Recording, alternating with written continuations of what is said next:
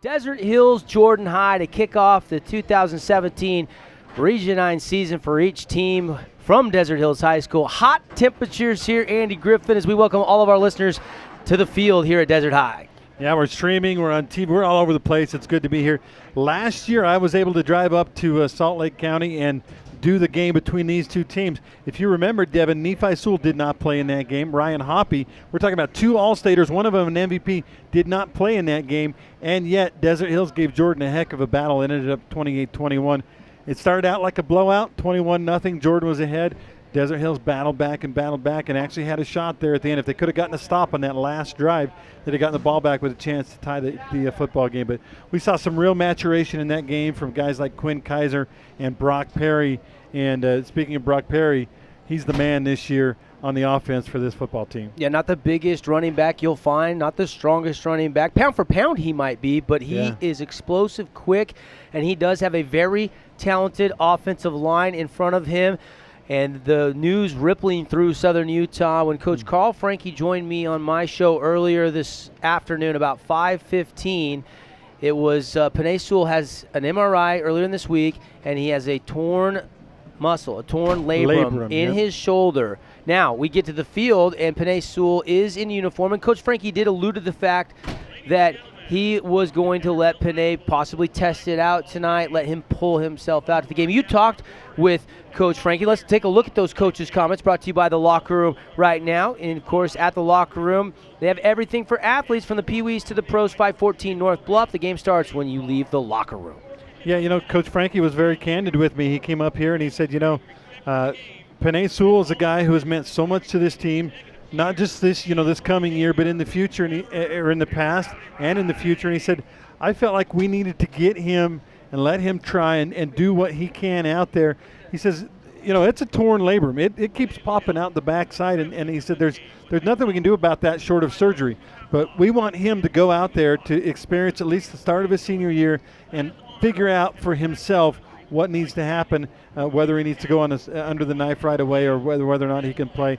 But one thing he didn't want to do, he says, I don't want to be the guy that pulls him out of the game. We'll let him decide that. So that'll be a huge storyline. A lot of people know that he's one of the top recruited players in all of Utah with offers from Bama and Michigan, Notre Dame, USC, among many, many others. We're going to take a 2-minute timeout for our national anthem, come back inside the Simister Orthodontics pregame show as we get ready to kick the season off, the Thunder and the Beat Diggers.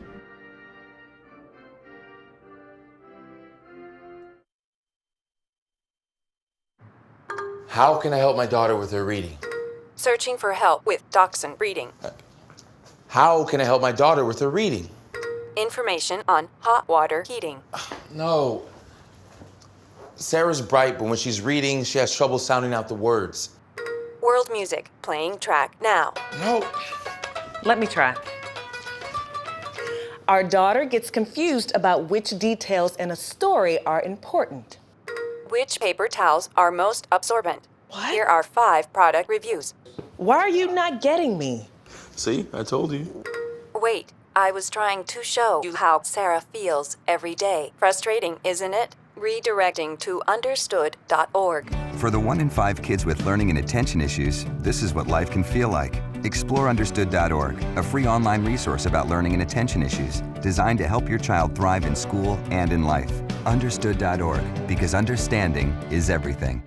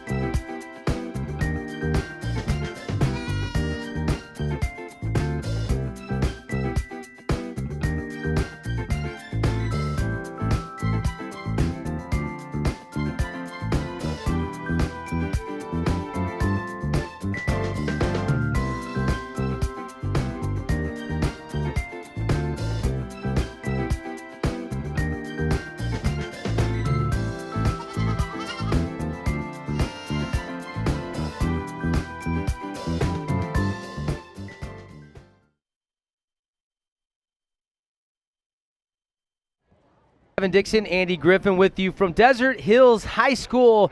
Jordan High comes calling on the opening night of high school football for almost every team. There was East Timpview last night. East, number 2 team in the state behind Bingham in the preseason polls. They opened up a can on Timpview, didn't they?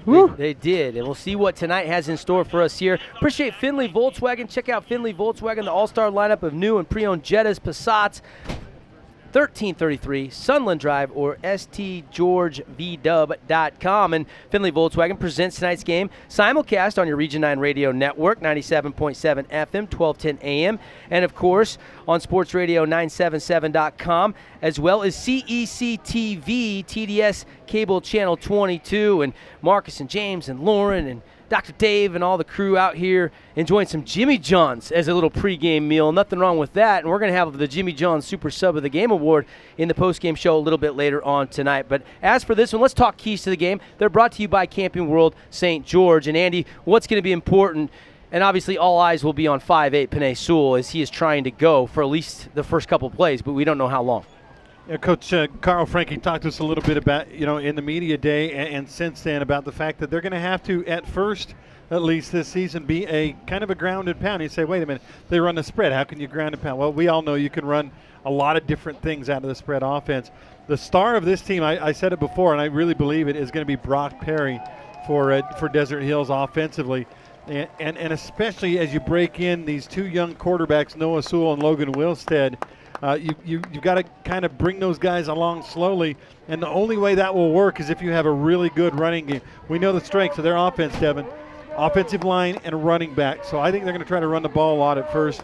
I think really interesting thing, and maybe one of the huge keys to this game, is how will this defense, minus a couple of stars from last year, handle Crew Wakely and a very, very good offensive team from the Jordan Beat Diggers. So those are your Camping World keys to the game. Andy Griffin, we'll kind of see what other things might be important. We'll talk and revisit these coming up in the second half. Ball control certainly going to be important, especially for Noah Sewell, because he is never playing the position that he did last year. This is brand new for him at the quarterback position. He's a linebacker, folks, and this is Panay's little brother, and obviously got the bad news that his shoulder was torn. How will he, be affected by that news out there trying to, pick up the pace of the game at the quarterback position? And Coach Frankie's been trying to speed everything up in practice and make it as fast as he can so that he's ready for tonight. Yeah, and that's the thing. The only way it's kind of a catch-22. The only way you get experience, so you're an experienced player, is to go out there and play. But if you don't have any experience to go out there and play, it's going to be a tough deal. You're going to get knocked around a little bit and everything. So it's going to be really interesting to see those young guys and how they handle their very first action. And I'll tell you what, Coach Frankie did not challenge a cream puff or a marshmallow for the first game of these young players as we go into this season. Jordan is a good football team, a 5A contender this year in high school football. So Desert Hills got their work cut out for them, and I just hope, I think you're with me, fingers crossed and maybe toes too, that Panay will actually be able to play a little bit today and be successful. Yeah, no doubt about it. Captains are out at midfield. Captains we had at our Region 9 Media Day 2 weeks ago. Brock Perry, wearing number 21, Koa Afualo. He's in store for a big tick at the linebacker position. They love his leadership on defense. Cole Bailey, starting defensive end. He'll play a little wide receiver when he goes both ways. And then the left tackle, Leonidas Jacobson, who now becomes the focal point of that offensive line if indeed Panay does exit this game, as Coach Frankie said, with the labrum tear in his right shoulder. But he is dressing tonight again if you're just tuning in, and Coach Frankie said Panay is going to take himself out of the game. I'm not going to do it for him. But obviously 3 different doctors' opinions all saying that he needs to have season-ending surgery, and when 3 doctors unanimously agree after a second opinion, you obviously have to do what's best for him next level, because he's a 4 or 5-star recruit depending on where you look. Yeah, and that's the thing that I think Coach Frankie is very sensitive about, is the fact that, look, this kid has a future. Yes, he has a president. President is important. His senior year in high school is very important. But this is a kid that could maybe, someday play professionally as a football player. And we don't want to do anything when he's 17 years old that will jeopardize that. Andy Griffin, Devin Dixon, captains exchanging high fives, and among them Crew Wakely for the Beat Diggers. And You saw him last year. I just saw his stats last year continue to pile up as the Thunder storm the field. There's the Thunder family racing on. They're wearing the black uniforms. They're used to these temperatures. I'm sure turf temperatures for tonight's game somewhere up in the 110 to 115 range for this game tonight as we close in on the kickoff. Yeah, we're getting close, and this time of year is so exciting. You see Panay out there slapping fives and stuff. I hope he's using his good shoulder to slap those low fives with Leo, because I think it can get a little bit crazy. Actually, that wasn't Leo, was it? That was a 58, Panay Sewell. And was it Leonidas with him? I don't know. I didn't catch that exchange, Andy. I did see Panay there, but I didn't see the other player with him. It wouldn't surprise me. I think it was Leo, yeah. Leo wears 52. Panay wears 58. Yeah. Of course, Warner followed Tomalo, and then if Panay does come out of this game early on, it would be A.J. Giles who's getting all the reps. And the way Coach Frankie phrased it, we've been treating for 2 weeks Panay Sewell like a veteran running back. Yeah, I heard that. Yeah. And so he is obviously hurting. He's got a big old arm sleeve on the left shoulder. That's the shoulder that is hurt. There's Coach Henry Lux. There's defensive coordinator Coach Nick Hansen storming the sidelines. There's Gabriel Sr. And now you see all the players huddle out on the special teams unit as we are closing in on kickoff. Here we go. If you're a fan of Region 9 football, if you've been around for a long time, you know it's always wild. It's always, as I like to say, you can expect the unexpected every single Friday night. We'll see what tonight has in store for us. We'll get to our Sky Mountain starting lineups and meet the offense and defense of each team as we get into this one here tonight. Thunder did win the toss. Actually, the Beat Diggers won the toss. They deferred the second half. So Desert Hills will receive the football here to start this game. And back deep, you've got a couple return men standing at about the 4 or 5 yard line. And Devin, one thing maybe we haven't even talked about yet, their two best returners, Hokinson and Marco Jordan, graduated. They're gone. So we're breaking in some new kick returners as well. Absolutely. Kick is end over end to the left side and fielded at the 10-yard line. Take it right up the middle. Big crease, and he's into the front of everybody. He makes one man miss and then gets stringed, tackled down around midfield, dives into Beat Digger territory. Did the kicker save the day right there? I think he did. Yeah, that kicker really was a difference between that being a touchdown and that one not being a touchdown. One heck of a return for Desert Hills. That's a good start. That's a way to grab momentum right away. In that game, remember last year they got down 21-0. They did not have a good start.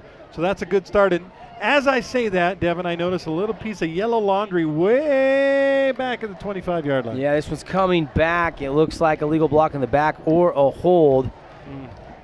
And well, that sucks. 9 seconds into the game, it looked like the Thunder were going to have it 1st and 10 at about Jordan High's 45. Yeah. Instead, looks like they're going to be back inside their own red zone. Our red zone sponsor this year, Red Rock Real Estate.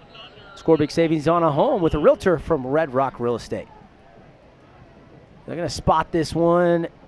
Yeah, inside the 20. It's going to be spotted at the 15-yard line.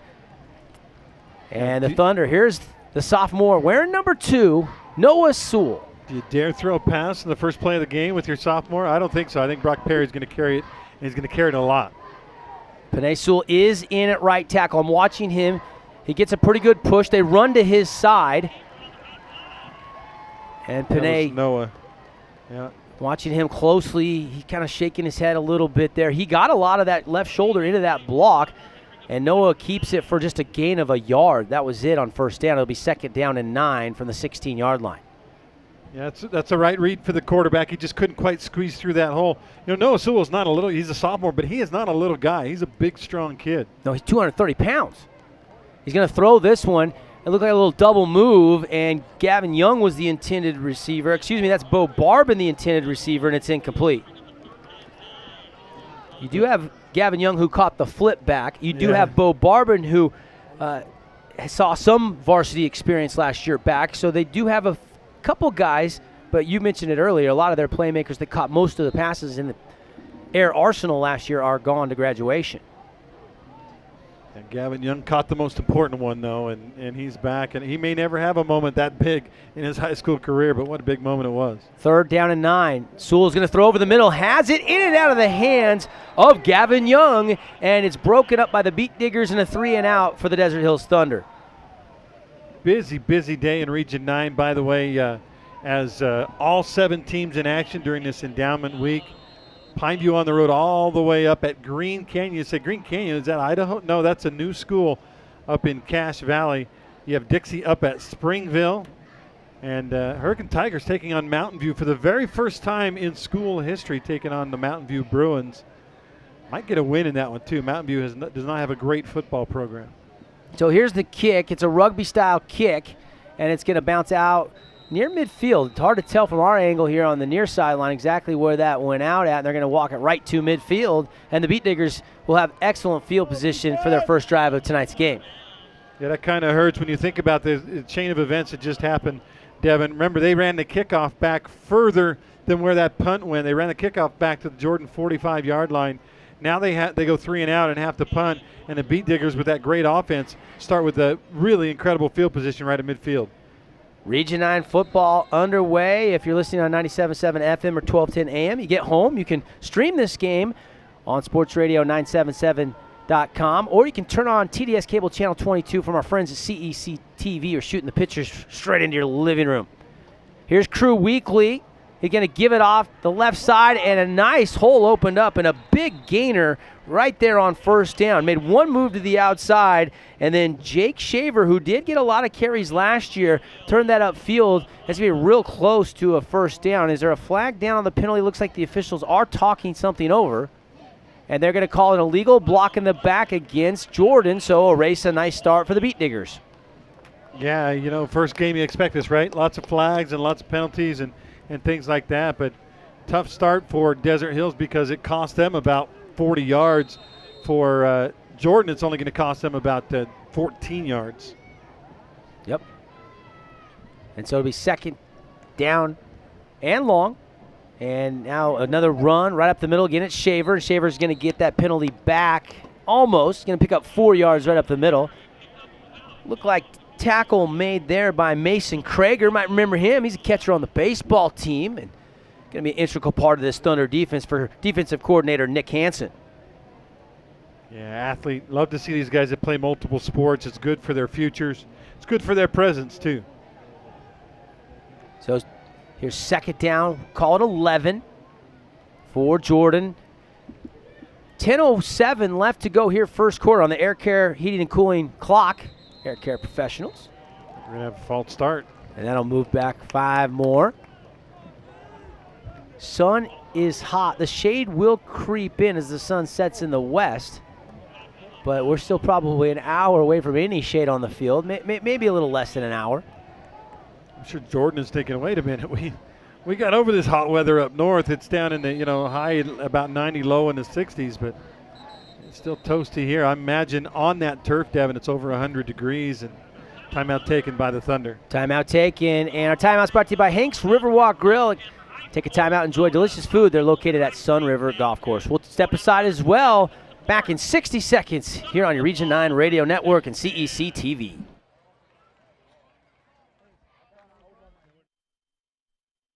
Welcome to Understood.org, a free online resource for the parents of the 1 in 5 kids with learning and attention issues. Here you'll get personalized recommendations, practical tips, daily access to experts, and more. Go from misunderstanding to Understood.org. There is a place where young and old make connections, where kids feel like grown-ups, and grown-ups feel like kids. There is a place where beauty arises in contrast, where wonder is universal, and laughter second nature. There is a place where friends find a future, families find each other, and feelings find their home. There is a place.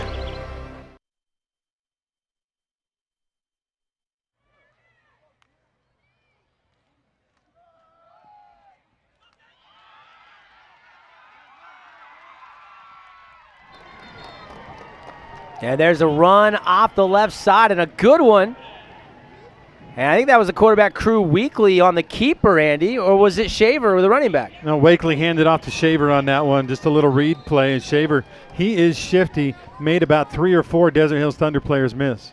Yeah, you see, nice little cut. Cole Bailey collapsed, so he went up the middle and then made some people miss. And Already marching down to the Desert Hills 31-yard line is Jordan. No score here, 9:32 to go first quarter. Wakely going to throw outside, pass complete, going to turn it upfield, and tackle finally made by Peyton Pace, but not before they're real close to another Fabulous Freddy's first down. Yeah, that was Bolingbrook on the catch. Ethan Bolingbrook, that was his favorite target last year. And, I mean, he has – you look, when they go back, they got a quarterback and a running back, and there's pretty much 4 receivers on every play ready to catch passes. They don't even use a tight end. Trips to the far side of the field for Wakely. Single set back out of the gun. He's going to look left. Pressure comes up the middle. He's flushed out, looking downfield. Nothing there. He's going to tuck and run, and he's going to scoot down the sideline, step out of bounds, but not before. He's going to be down near the 10-yard line, and there's the improv from Crew Wakely. Yeah, you know what, and that's one of those deals that it kind of bugs me about football. A quarterback can skirt the sidelines, make all those extra yards, but if you hit him right there on the sideline, you're going to get a 15-yard unsportsmanlike penalty. And so, you know, for me, it's like, all right, we need to decide. We either can't let these quarterbacks do that like Wakely just did, or we got to stop throwing that flag because he's a running back when he gets into the secondary. Jordan into the Red Rock Real Estate red zone, and there's a run to Shaver. Shaver's going to be hit from the backside, and he gets taken down near the 6-yard line, maybe close to the 5. Second down and goal coming up. Shaver, the featured back. Yeah, he's going to carry it all day long. I wouldn't be surprised if he had a really big day, 150 yards or something, unless Desert Hills can figure him out because he's just so shifty and quick. He's like Brock Perry, except you throw in another 25 pounds of muscle. Here we go, second down and goal. Wakely, silent count. Now Claps gets the ball, fakes the run, play action, going to roll. Pressure coming, let's go, and he's going to complete it, but nothing doing. Great coverage there from the Thunder. Coming up, making that stick, Cooper Kinney. Coach Frankie loves what he's seen out of Cooper Kinney, earning the starting job. Didn't play a lot, if any, in varsity football a year ago. Yeah, you see on the replay here is that he really nice little fake and a rollout. Hit his tight end in stride, but great coverage there by the Desert Hills Thunder to make sure that didn't go anywhere. And by the way, that tight end's wearing number 55. That just doesn't seem right. Yeah, that was Sony Vunipola. Trips to the left now. Here's third and goal. Can the Thunder force him into a field goal or at least a fourth down opportunity? Got to get the stop on third. Pressure comes from Carter Reynolds. Wakely drives right up the middle and into the end zone. Touchdown, beat Diggers. They strike first. No flags on the field. And it's Crew Wakely with the 5-yard touchdown run. Yeah, you know what? He had pressure. That was supposed to be a passing play. That wasn't a called run, but he got that pressure from the outside and really probably should have gone down. He did not go down, and a good effort by Wakely to beat a man and hang on and score that touchdown. So here is the ever-important extra point. And Thunder look like they're going to bring everybody but one, and they almost got a finger on it, skying up there to try to block it, but the kick is up, and it is true. On the one-loss scoreboard, 7-0, Jordan takes the early lead with 7:24 left on the Air Care Pros clock. We'll be right back with more high school football action from Desert Hills.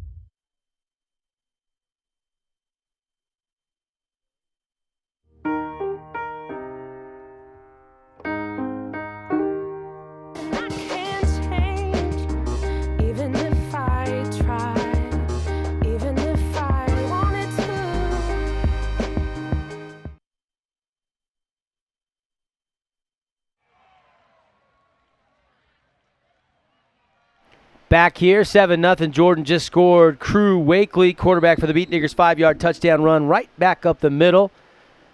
And the Thunder will get their second possession of the game. And the kick is in the air and caught at about the 4-yard line. And another little hole up the middle and then got second level, but taken down near the 30 was the Thunder return man, Jaron Polu. Looked like for a second we were going to have a little sneak peek of what we saw to open this game where they got to the 45, but if you're just tuning in, that was called back, and that led to great field position for Jordan after the Thunder went 3 and out, and they just capitalized. And now the Thunder have to try to respond. What'd you think of Noah Sewell's first 3 plays as a varsity quarterback? Well, it looked like the very first pass he had kind of the adrenaline, and he overthrew it by 10 yards. And the second pass, he actually saw a great read, made a great pass. Unfortunately, his receiver got lit up, and the ball got knocked away. 7:16 to go. Sewell's going to throw over the middle, wide open, Brock Perry. He caught it at the 45. He's to the 20, Bye-bye. the 10. That's going to be a touchdown, Thunder, and we're a PAT away from tie game. And the first career touchdown for Noah Sewell goes to Brock Perry right over the middle. Yeah, you figure it's going to be a tight end. It's going to be a wide receiver. His first completion ever goes to his running back, Brock Perry. And once you get Perry behind you, if Perry's in front of you, you are not going to catch him. I don't know anybody in the region even that is faster than Brock Perry. Wow, and somebody blew an assignment there because he was all alone, and nobody laid a finger on him. And the Thunder fans loving that bounce-back score. One play, 70 yards, and they convert the extra point. We're tied on the one-loss scoreboard. Just like that, 7-7 game, 7:05 left on the Air Care Professional Heating, Cooling, and Clock. And we're going to keep it right here, as you see, for our television audience watching on CEC TV.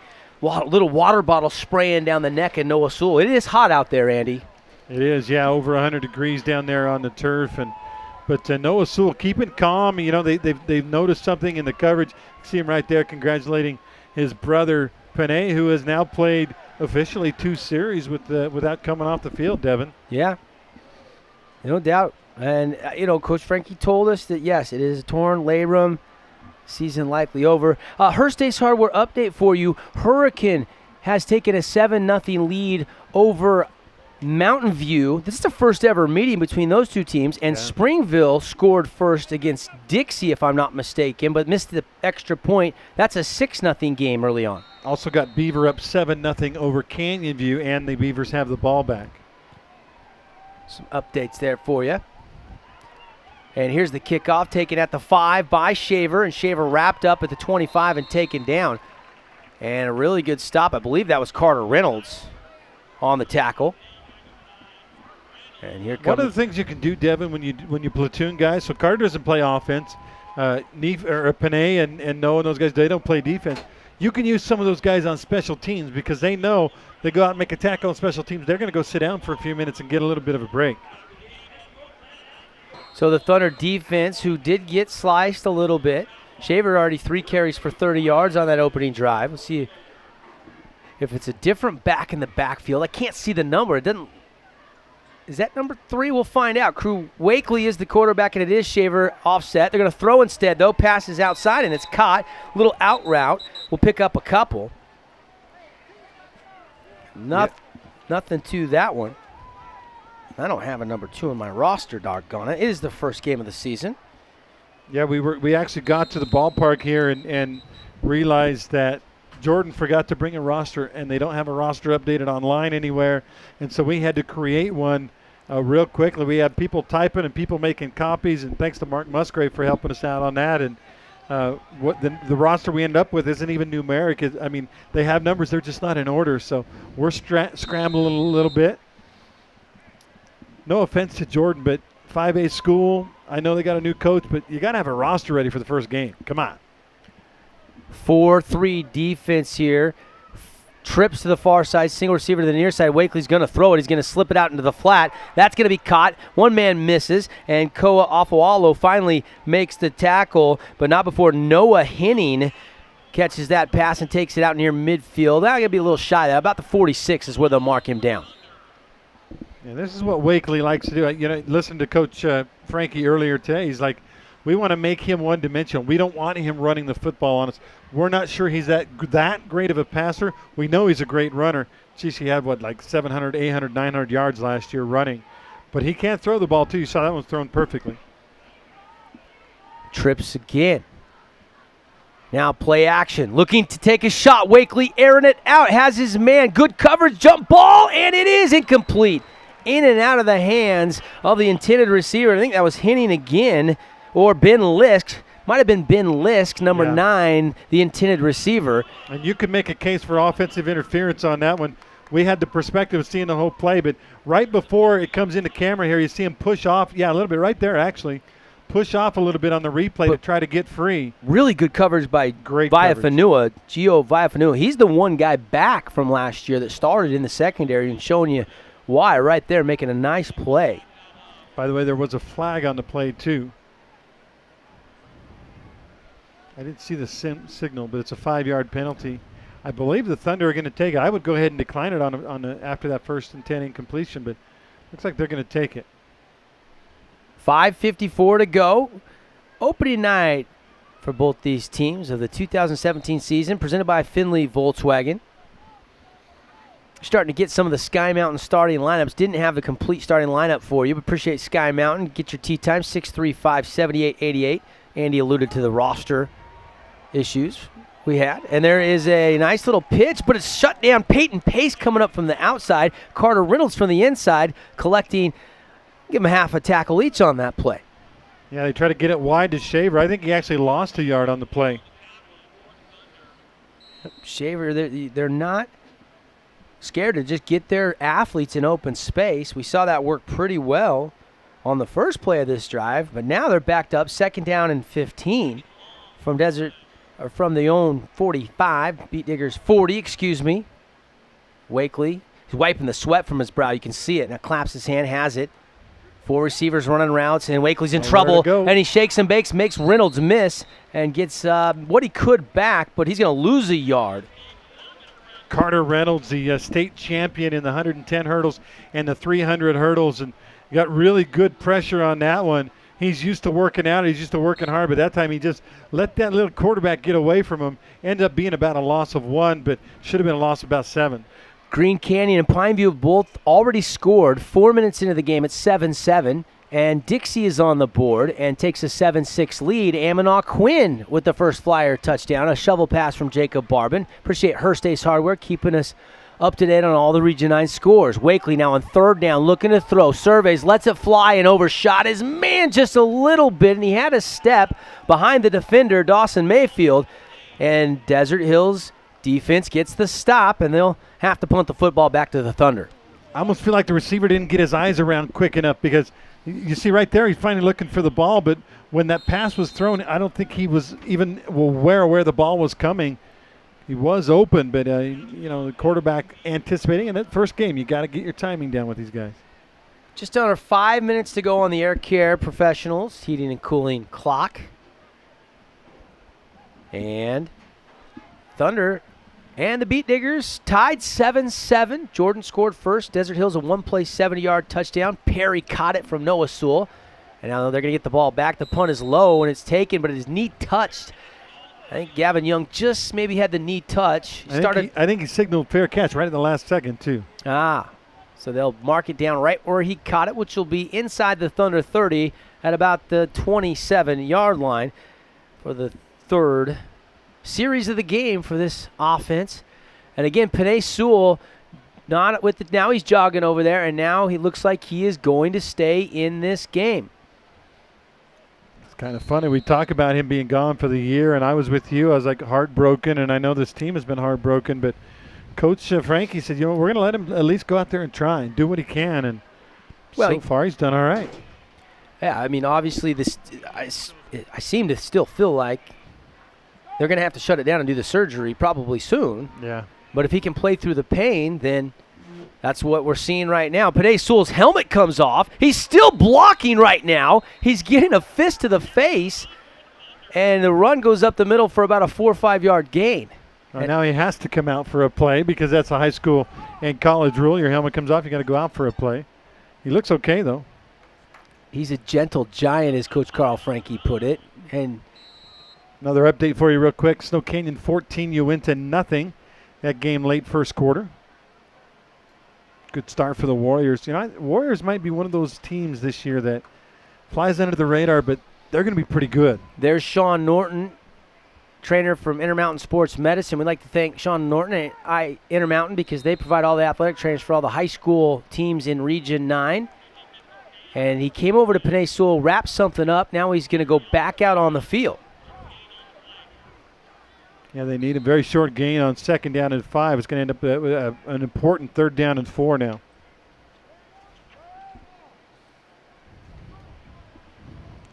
So there's a replay shot for an audience watching online or on CEC. 3:34 to go. 7-7 tie game between Desert Hills and Jordan High School. 3rd down. Sewell's going to move the pocket, flip it to Perry on a screen. Jacobson out in front, gets a chip block, and that's a 1st down, Desert Hills. And Perry's tackled out about the 47-yard line. Well designed and well executed for Coach Carl Frankie. Ooh, there was a blocker and a defender right there. Perry had to, Sewell kind of had to get rid of it a little before he wanted to. And you just watch this. Look how close the defender is right there. But Perry's so quick. Once he had the ball, boom, he's down there and getting the 1st down. Nice gain out to the 45. Yeah, key 3rd down. And that was something Coach Frankie talked about in our Camping World keys to the game was ball control, keeping it out of Crew Wakely's hands. Man in motion, that's Bo Barbin. They're going to fake it to him. Noah Sewell's going to break a tackle into the secondary. Linebacker trips him up, but not before a 10-yard pickup. It depends on the spot. They're going to mark it just shy of a Fabulous Freddy's 1st down, so it'll be 2nd down and less than a yard to go. Well, he is not your typical quarterback, is he, Devin? He's bringing a load. You usually, if you get a free shot at a QB, you're happy. You're going to nail that guy. You get a free shot at Noah Sewell, you might come out the worst for wear in this situation. He's bringing it. Again, just a sophomore. Being recruited as a linebacker already. Yeah. By teams like Alabama. Now a flip pass to Barbin. What a catch. Oh, he didn't hang on. Maybe he did. It's a fumble, but if that's the case, Desert Hills will get an extra yard or 2 because that's recovered by the Thunder. Yeah, they're going to say 1st down. They're going to say that was a lateral, and Jordan had a chance to jump on that thing and change possession. Instead, Desert Hills gets it. Let's see right here. Backwards pass. Yeah, I think that was a backwards pass. That was almost a terrible play, but great. Johnny on the spot for the Desert Hills Thunder was number 34, Hayden Henry. Yeah, Hayden Henry. I was just going to give him credit because he was there and he had a sense that it was still live. Maybe he didn't hear the whistle as they blow it incomplete, and so he knew to get on it. Now, quick pass, and there's Henry again, who just kept possession on the recovery, and he's going to have his first catch of the game. Only about a 3 or 4 yard pickup out near the Jordan 40-yard line, just shy of that. They're going to officially mark it at about the 41. Yeah, it's all right. Moving the ball forward instead of backward. And actually, I know it's still the late first quarter, but we haven't had a ton of penalties yet, and I like the execution by this young new quarterback, Noah Sewell. Thunder trying to put a drive together. They're into the Beat Digger territory. 1:40 left on the air care clock. And then there's the fly sweep to Brock Perry. Makes a man cut inside and miss him. And a great chip block by the receiver on the outside. That's Gage Baird. And that's going to be a Fabulous Freddy's 1st down for the Thunder down at the 31 of Jordan High School. Yeah, when you see Perry lined up in a wide, in the slot, there's a pretty good chance he's going to go in motion and get the ball and carry it. He's carrying that ball a little bit like a loaf of bread there. They're a little worry about fumbles and stuff, but he's going to get it. And every once in a while they'll throw it to him and he'll get a 70-yard touchdown. So here is a fresh set of downs for Noah Sewell, who looks very poised so far in this opening quarter, making his first ever start at quarterback. Read option, he's going to keep it, and he's going to be tackled pretty quickly, but that forward momentum going to take him down to the 25-yard line, and they're knocking on the Red Rock Real Estate red zone right now. Great. Kind of, when he runs that read option, kind of reminds me of that play right there, a little bit of Cam Newton, what they do with a big strong quarterback. Guy, yeah, I agree with you. And, in doing a little research on Jordan, I knew they had some big guys back, but they didn't have a lot of experience back on defense. And I think right now they're a little bit surprised at what Desert Hills is doing to them. There's the 28 lead, getting Perry out wide, trying to spin off a would-be tackle, and he's going to have another Fabulous Freddy's 1st down, and he's tackled right at the 20-yard line. And now, for just the first time tonight, Desert Hills enters the Red Rock Real Estate red zone. Yeah, that's a stretch play where the quarterback sprints to his right, the running back sprinting right behind him, and then he hands it off to him. And most quarterbacks don't like that because that's actually an athletic play a quarterback has to make to get it out to the running back in time to hand it off. I know Peyton Manning used to always say, I hate that play because I have to run. That's going to do it for the first quarter. Thunder going to let that clock tick down to 2-1, and we've played a full quarter on opening night here in the state of Utah. Jordan, Desert Hills on the one-loss scoreboard. Your dedicated personal injury attorneys tied 7-7. We'll be back for quarter number 2 after this on your Region 9 Radio Network.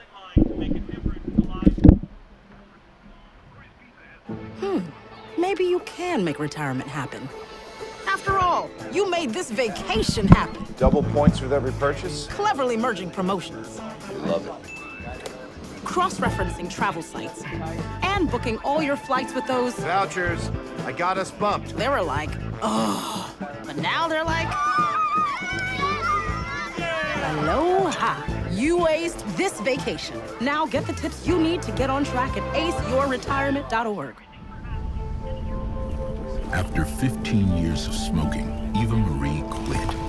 There's a new lung cancer screening that could save her life. You stopped smoking. Now start screening. Learn more at savedbythescan.org.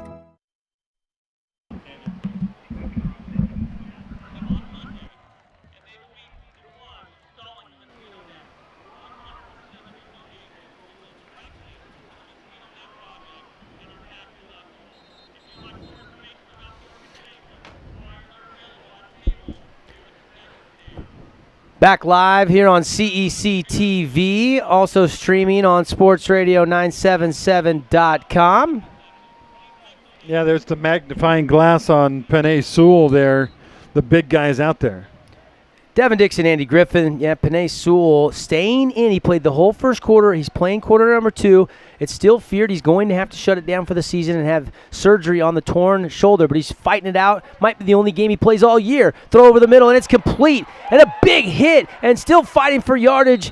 Is that Young? No, that's Barbin. Bo Barbin down inside the 10 to about the 7-yard line. What a catch, and he took a big hit.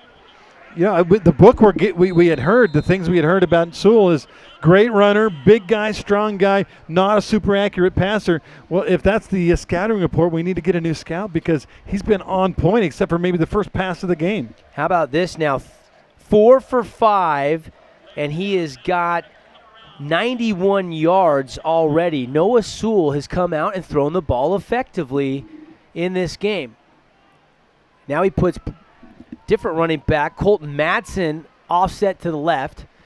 Barbin goes in motion. Fake it to Barbin. Flags fly. Play dead. Play blown dead. Snow Canyon update. Mendenhall goes 83 yards for a touchdown, and they lead Uinta by a score of 21-0 right now over there at Warrior Stadium, and that's early second quarter. I got to ask you, Todd Peacock coming back to football. It just goes to show you that shocks me. These old coaches have it in their blood, and they want to keep coaching as long as they possibly can because they love the kids and they love the game. But that did surprise me. He's not a young buck anymore. No, he's not. But he's not as old as you might think. He's not even 60 yet, so I don't blame him for wanting to keep coaching. All right, early second quarter. Give it to Barbin. Barbin going to try to cut back. He's in trouble. He's going to lose yardage back to near the 10-yard line. Good pursuit by the Beat Digger defense. And he had nowhere to go. Yeah, he made a little bit of lemonade out of lemonades because that could have been a loss of 4.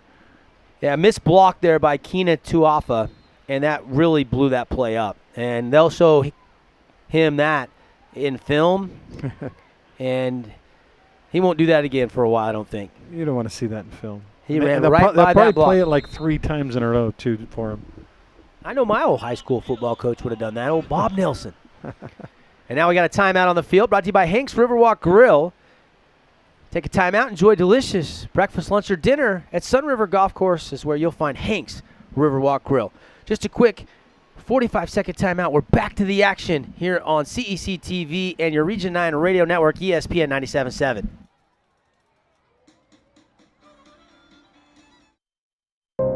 Por las cosas que nos pueden mantener seguros.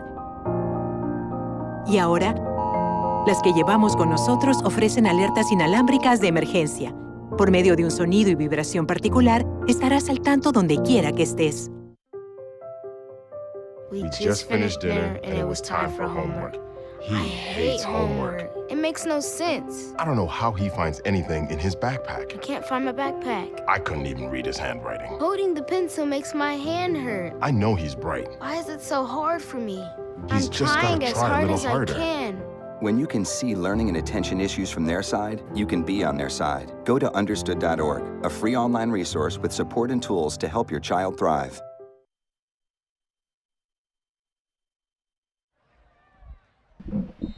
Yeah, we'll be naming the Dad-Strucking player of the game, and right now, Noah Sewell, Brock Perry got a good chance at that. And now Noah Sewell is going to go bootleg. He's going to keep it down to the 5, little stutter step. And he takes 3 different beat diggers to bring him down as he's back down to about the 3-yard line. And it'll be 2nd down and goal. Now 3rd down and goal. That was 2nd down. That looked like a play-action pass, but when he put that thing under his arm, you realize that was a run all the way. Yeah, he took one look, and he's like, nah, I'm running. The heck with this. And a well-conceived play, nicely put together by Desert Hills, and that'll give him a chance to score here on 3rd down. And I got to point out, because I was critical on the play before, Keena Tuafa actually sealed that edge and made that block this time. So good job there. Keep it again. Noah Sewell diving high. Did he stretch for it? He did. Touchdown Thunder. Noah Sewell from a couple yards out, and they have their first lead of the young season. And here tonight, it's 13-7 PAT pending. Yeah, just 2 minutes into the second quarter, but Desert Hills being very physical. It's very warm out there, but we know this, and we think our Southern Utah boys will be able to handle it for a 2.5-hour game. But good physical drive by Desert Hills to get down there and take the lead. By the way, another Region 9 update. It is 14-7 Springville over Dixie in the second quarter. Pineview also knocking on the door. They've got a 2-touchdown lead over Green Canyon. Yeah, and we were talking about as the PAT is up and good, we were talking about what would Region 9 do tonight? 5-2, 6-1, and we'll have to wait and see. Thunder, though, have the lead 14-7, 9:54 left to go, and we'll keep it right here. I had picked all of the Region 9 teams to win except this game, and I thought this would be a barn burner. I thought this would be very, very close. So I wouldn't be surprised with a 6-1 or a 5-2 for sure on this opening night of the season.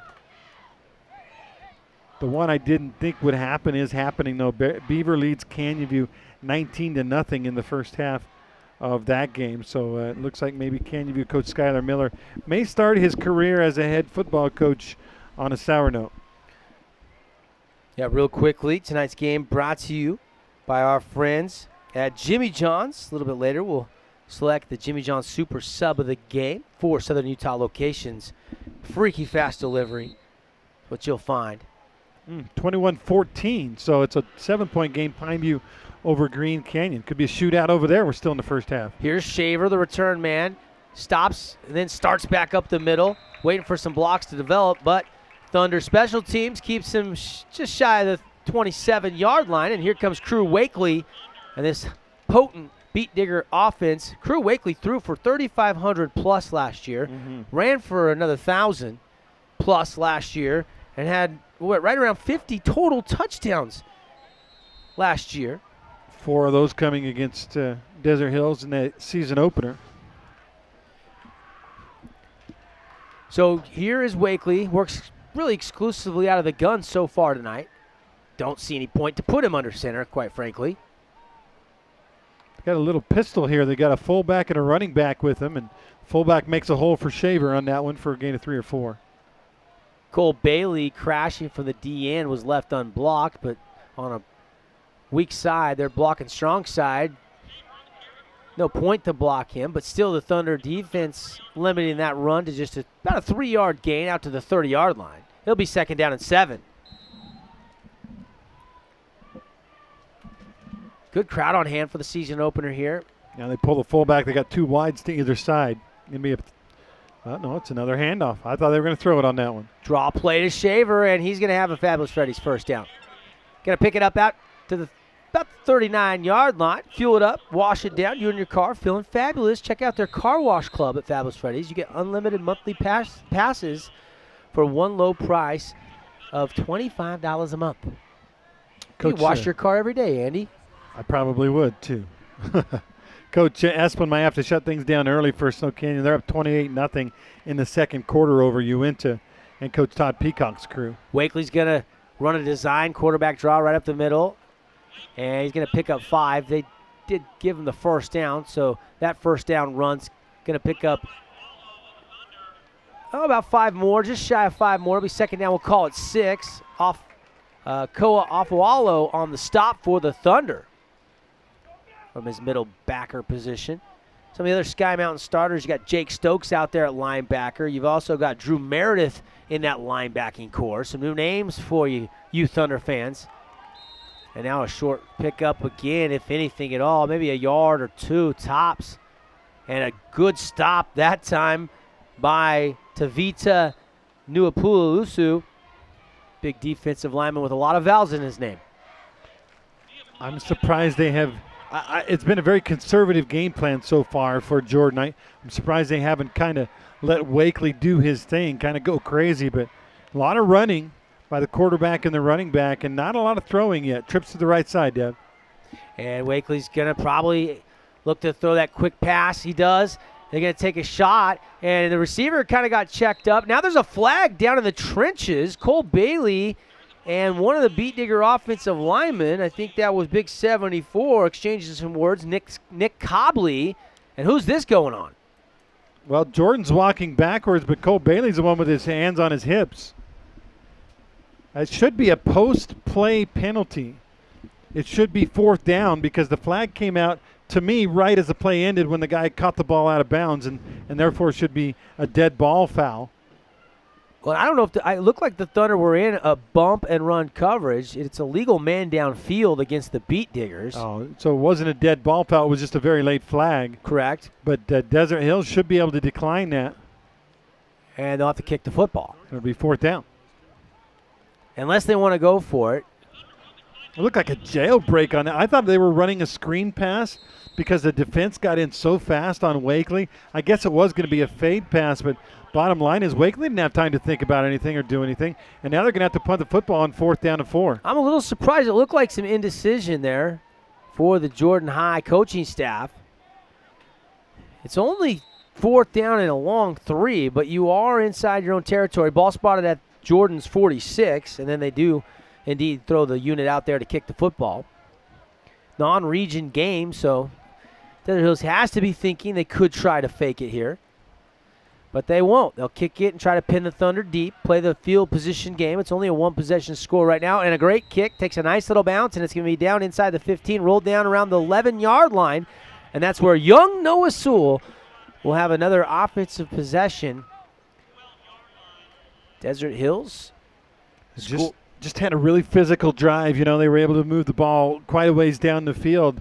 This is where you got young players and you got to minimize mistakes, Devin. You know, you got a sophomore quarterback. This is when you grind it a little bit. You don't take any chances. You run the football, try to move the ball up the field slowly. Don't rush it. You've got the lead. You've got the ball. Don't rush it. Hurricane up 22-0, 10:42 left in the second quarter. They're all over Mountain View. And, of course, 22, does that mean they are going for 2 on several occasions? Could be. Not sure the kicking situation at Hurricane. Out of the gun, Sewell going to hand it off. Brock Perry and tackled immediately for no gain. Dixie's Hobbs Nyberg fumbles fighting for extra yards up at Springville, but the defense holds on 4th down and takes back over. Not often you see Hobbs Nyberg fumble, but it's very often you see him fighting for extra yardage. Yeah. Again, all our updates all season long brought to you by the folks at Hearst Ace Hardware, a tradition in Southern Utah, a variety of products at prices that please. Your hometown hardware store, Hearst Ace Hardware, corner Boulevard, Bluff, St. George, Main Street, Cedar City.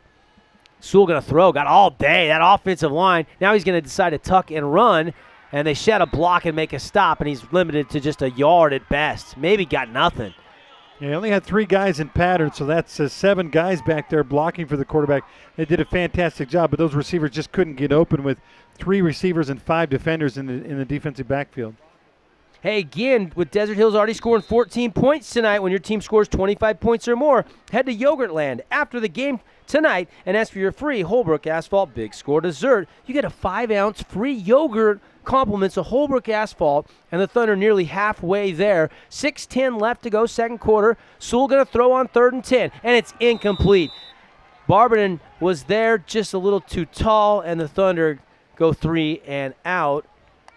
Now, obviously, the best thing you want if you're Desert Hills here is a first down and to move the ball, but that's the second best thing, is to have to punt, because, scary situation inside your own 15-yard line. You got a sophomore quarterback, and I'll tell you what, that was close to being completed. Maybe just a little bit behind him. Just a little bit behind Barberton, but he did. Now, do you subscribe to the theory that if a receiver can touch it, he should be able to catch it? Yeah, but that one he's reaching all the way back, and it still looked like off his fingertips. You just said yeah, but then you argued with yourself.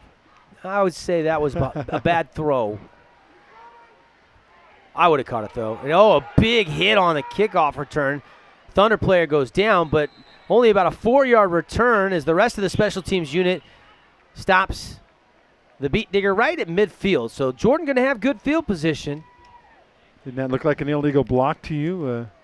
Logan Callister, the kicker for the Thunder. Me and Ryan are sitting here saying that looked really illegal, but there are no flags. So I could kind of hear the crowd kind of ooh and ah when they saw that. I couldn't tell if he started the block in front or on the side. It was hard to tell live. I was following the football there and caught it out of the corner of my eye. 5:49 to go, second quarter. Devin Dixon, Andy Griffin with you. Thanks for locking us in on CEC TV, TDS Cable Channel 22, or online, sportsradio977.com, as well as on the radio side, 1210 AM, 97.7 FM, or our mobile app. If you haven't downloaded it, you can listen to games all year long. There's a run by Crew Wakely, trying to get all the way to the outside, and runs into Via Fanua. Team tackle with Peyton Pace, and Wakely, then give him a yard, and that's it. Yeah. Gio Villafanua has a very cool first name. There are some cool first names on this team. You got Noah, and of course you got Giovanni and Leonidas and Panay. I guess that's an Islander name. I'm not sure what it means, but great first names.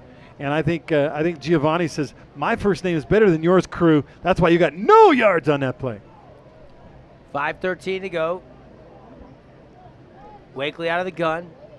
Shaver behind him. Give it to Shaver. Shaver a little crease, but it's closed quickly. Tackle there made by Jake Stokes, as well as Koa Afualo.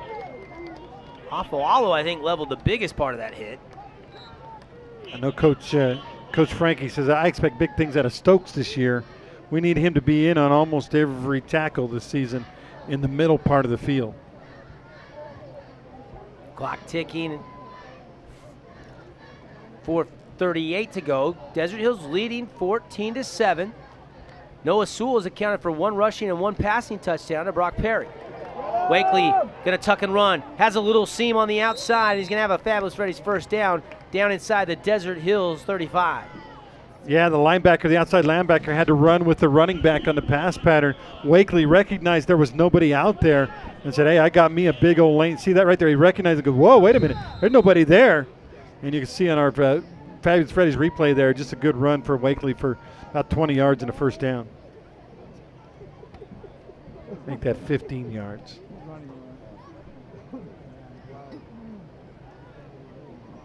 So the Thunder defense trying to hang on to that 7-point lead. Wakely and the Jordan High offense has other plans. Pressure comes. Reynolds is going to tackle him from the backside, but Wakely aware and stepped up in the pocket and turned a little lime and a lemonade and at least got 3 yards on the play. Yeah, that should have been a loss, but Wakely had to hesitate just a little because, that fake to the running back. So he had to make sure the running back didn't have the ball. By the time he realized, okay, QB still got it, then the QB had stepped forward for a couple of yards. Trips to the far sideline. Ball spotted on the near hash. Out of the gun for Wakely. Shaver flanking the quarterback to his left. Shaver's going to help with the protection, and now he's going to run right where Shaver was. Wakely makes a man miss, and he's down inside the 10. Cut back at the 5. Touchdown Crew Wakely, and we're a PAT away from being all tied up again. Quarterback shouldn't be allowed to have those nice of moves. He made 2 guys just completely miss, left some laundry on the field. And I'm not talking about penalty flags. He made those guys leave their helmets and stuff sitting behind. What a move by Wakely. Kind of reminds me a little bit of that Horsley kid that played for Logan a few years back. Great runner who can also throw the football. So 32 yards officially for Crew Wakely. And here is the extra point, but we're going to have to hold everything. A penalty flying out of the back judge's pocket.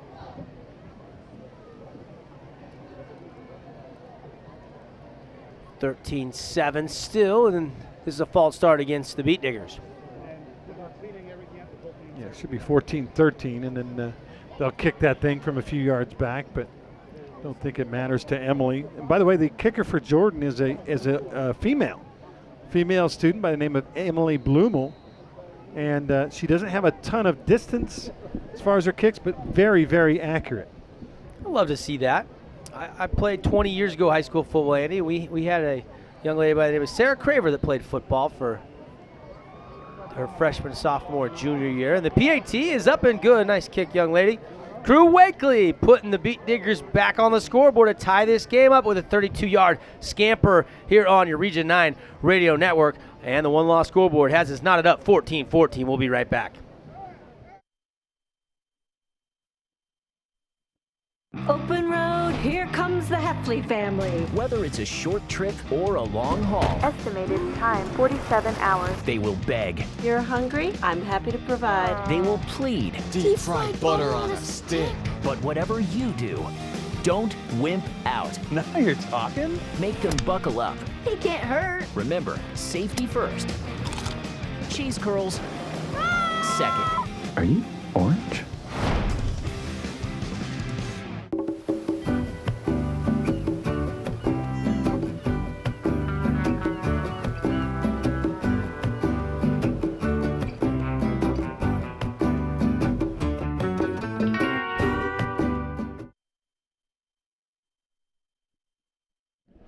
Welcome back. Devin tweeting out the scores, and we're tied here at 14-all as a penalty flag on the kickoff. One score to pass along, 35-14. Pineview now with a 3-touchdown lead on Green Canyon. Last we heard, Snow Canyon 28-0. Beaver 19-0 over Canyon View. Dixie and Springville tied. Is that what I hear? 14-all, Devin? Yes, Mahi just caught a touchdown pass from Barber. Hurricane was up 22-0 on Mountain View. Who are we forgetting? Snow Canyon was up 28-0 on They've already got the Holbrook Asphalt big score dessert, so Warrior Nation going to Yogurtland tonight, and we're on track to get it here in our game. I'm going over there, Andy. You coming with me? Nah, I got work to do. Can you bring me one? Yeah, I'm excited. Holbrook Asphalt big score dessert already in effect over across town. That's the only other game in St. George tonight. This one and the Snow Canyon one. Everything else is in Cedar or up north.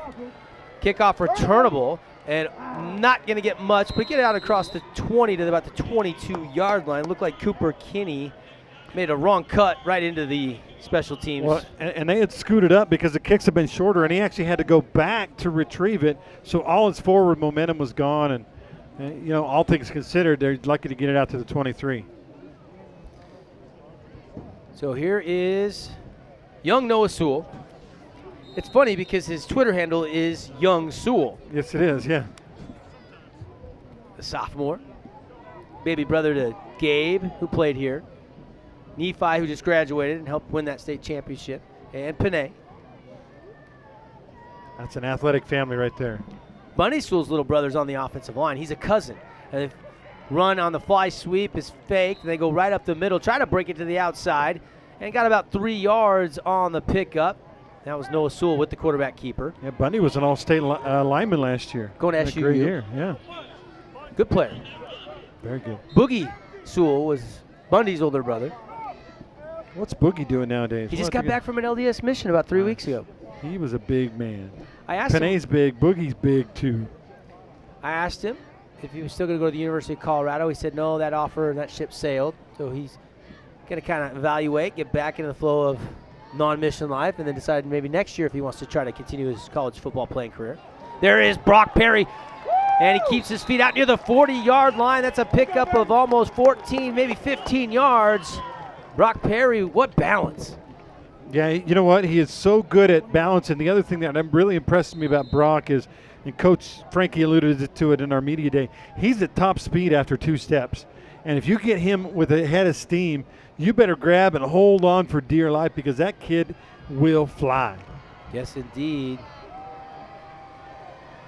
And now the Thunder trying to retake the lead with a drive here. We're tied 14-14. It's kind of almost the 2-minute drill area. There's a little over 2 minutes, 2 minutes 40 seconds left. Ball deflected out of the hand of Nephi Sewell, incomplete on first down.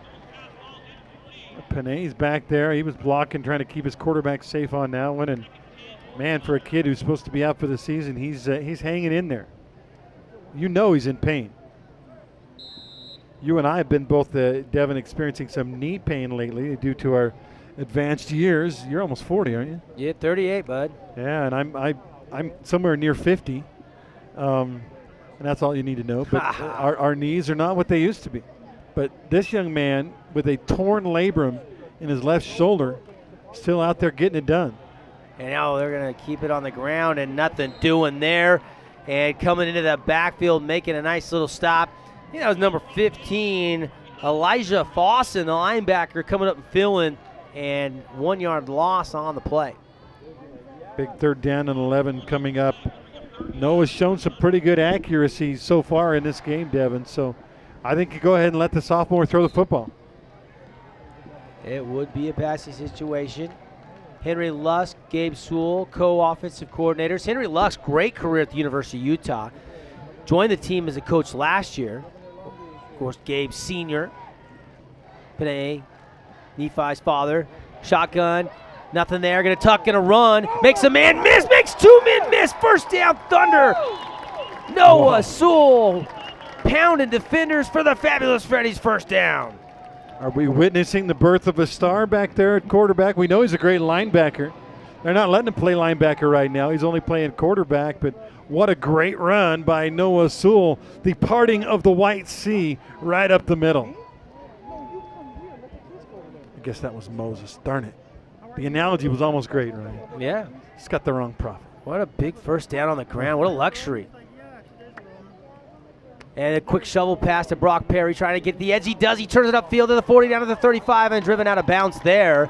And another Fabulous Freddy's first down. The offense in the ground and pound, working well for Coach Carl Frankie in Desert Hills tonight so far. Yeah, just, you got the, I made a joke about Thunder and Lightning in the media day. I think we're actually kind of seeing it. The Lightning is the running back, though, and the Thunder is the quarterback, Noah Sewell. But, boy, Brock Perry, man, he's fast. I've never been that fast at anything in my life, Devin. You can see a defender diving at his ankles, but not even close as he turns it upfield. Why he dived at his ankles? Because that's as close as he could get to him. Panay Sewell is still in at right tackle. If you're just tuning in, Coach Frankie said he's got a torn labrum. They're going to have season-ending surgery, but he wanted Panay Sewell to play tonight. Might be the only game he gets to play if he can play through the pain. And the pass is on a corner route intended for Barber, and it's broken up and incomplete. Double team out there, but actually a really good throw by Noah. Almost made it through both guys and to Barben. I don't know if somebody touched that. Let's see if we can see on the replay if they touch it at the very end. Not a bad throw, though. Right over both the fit. Ooh, I think Barben might have just lost it through all the arms. Hearst Ace Hardware update. Block punt, touchdown for Dixie. Tyson Fisher blocks it. Connor Walden takes it in. Dixie has their lead now 21-14. That's headed for a shootout like it is for the last 15 years. Yeah, no surprise. In fact, 50-48 probably going to be the final score, don't you think? Here's Sewell. Going to run the screen. It's there. Complete to Perry. Oh, but they close the gap and limit it to about a 6-7 yard gain. Yeah, and one guy that had a beat on him really squared up and did a good job defensively. I don't know who the guy was, but he really did a nice job of not letting Brock Perry get away. Appreciate Hearst Ace Hardware keeping you updated on these scores. So Pineview winning right now over Green Canyon. Hurricane is all over Mountain View. Snow Canyon's clobbering Uinta. Cedars tied 6-6 with Provo. Desert Hills tied right now 14-14. The only team losing right now is Canyon View, Andy. Who we picked to finish last in the region. Making the return after a number of years in region with Ridgefield and all those teams. We have a penalty on the play. Yeah, it was a late hit penalty flag, and so that's going to be an automatic first down. You're right. So out of the gun, Gavin Young in motion. Sewell looking that way, has Young complete on a curl route inside the 20 and into the Red Rock Real Estate red zone. Go the Desert Hills Thunder yet again and score red zone savings with an expert agent from Red Rock Real Estate. Visit redrockrealestate.com. Hundreds of agents ready to help you buy or sell your home. 28 seconds ago, got to hurry. Certainly in field goal range as they take a shot, and it's incomplete. Intended for Brock Perry. And that'll stop the clock with 23.3 left before halftime here in the season opener. Devin Dixon, Andy Griffin with you. Coming up, we'll have the Info West halftime show. We'll take a good look at the Wilkinson statistics from this game. Plus, we'll get you all caught up on all the first half scores around Region 9 presented by Hearst Ace Hardware. Yeah, I think they only have one timeout left, if that, so got to be really careful here. You don't want to get tackled in bounds unless you got a first down. A sack would be devastating. Sewell going to throw and has it in and out of the hands of Brock Perry. If he catches it, Andy, I think he walks into the end zone like he did on that 70-yarder back in the first quarter when he was untouched for the first score of the game. There was one guy in the vicinity that maybe could have made a tackle, but it just slipped through the wickets there for Brock Perry. I think they're going to try to put 3 on the board here, Devin, bring the field goal unit out. Brock's kind of slapping himself in the helmet because he knew he had a touchdown if he hangs on to that thing. And it will be Logan Callister. Going to be about a 33-yard attempt here. Hold is down, kick is left, and it is good. It slipped through inside the left upright. Thought maybe he pulled it too much, but he just got it in. You know what? It doesn't matter how pretty it is. It all looks like they split the upright perfectly if it counts. A 3-pointer up on the board with 13 seconds to go in the half. And we'll keep it right here as Desert Hills has retaken the lead for the second time tonight. It's shaping up to be a good one. I always enjoy looking at Nolan Perry's power guide. He tries to kind of put a power rating on each team in the state of Utah. I know some of our listening audience probably seen that column Des News puts out every week. Yeah. He had this one an 8-point differential in the power rating department, advantage Jordan. Right. So you knew it was going to be relatively close. What always fascinates me is when there's a new school. Like, how did he rank that Pineview? He actually had Pineview favored by like 17 or something. But they're playing Green Canyon, which had never played a football game in the history of the school. So I don't know if he did some kind of calculating and I don't know if he got his abacus out or if he had one of those scientific calculators to figure out what to rate Green Canyon. He might actually be right because Pineview's beating him pretty good right now. Yes, indeed. It's a lot of sophomores. A lot of the seniors I heard stayed at Skyview. That's kind of the school that had to split off. Yeah, I think you're kind of allowed to do that. Most schools you're allowed to stay. If you want to finish your senior year where you've been all 3 years, I agree with that. Oh, my goodness. Somebody just blew up a block. Was that Cole Bailey? Who was that? I think it was number 30, Matt Neeson. Matt Neeson blew that up. Neeson, excuse me. Neeson said, "You want to block me? Here's what happens when you try to block me." And he absolutely destroyed one of the wedge guys. And that allowed the Beat Diggers to only get it out to about the 25-yard line. And probably here with Crew Wakely, Devin, I take would a not, shot. Yeah, I was going to say, I would not put it past Jordan to try something tricky here, try something deep. Desert Hills got to remember, number one rule here, never let anyone get deeper than you with 7 seconds left. Play deep, play off. They're cover 4. They got 4 guys deep and like a prevent. It's a 4-3-4 defensive look. They There's just a called flag. an offsides on Desert Hills. So it'll be, if he does score a touchdown here, it'll be 70 and not 75. They call that on the nose tackle, Mason Krager? Or was maybe Cole Bailey on that left side lineup in the neutral zone? I couldn't tell. They'll get 5 more. Wakely can probably get it down around the 5 or 6 with a deep, deep pass.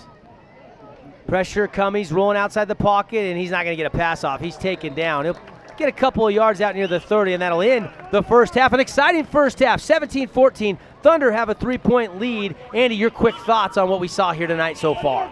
Well, I'm impressed. I think one of the things that really hurt Desert Hills when they went up north and played Jordan there was a really bad start to the game. They got behind early, and they were fighting that the whole game. Really good start today. They got a couple of touchdowns early, and they'll end up halftime with the lead. That builds confidence for a young quarterback and a young team trying to find their way. Desert Hills up by 3 here at the half. All right, we'll take a 2-minute timeout. We'll fire up the InfoWest halftime report from the Internet people when we come back on your Region 9 Radio Network and CEC TV. I'm a retired school psychologist, and helping people was my thing. I was very independent and thought I could take care of myself. I fell and I had to have Meals on Wheels. After my stroke, when Meals on Wheels started, I was on the other end of the stick, so to speak. Meals on Wheels coming to my door as someone who's housebound, having someone check on me, assures me that I'm not forgotten. Meals on Wheels has given me a mode of freedom that I wouldn't have otherwise.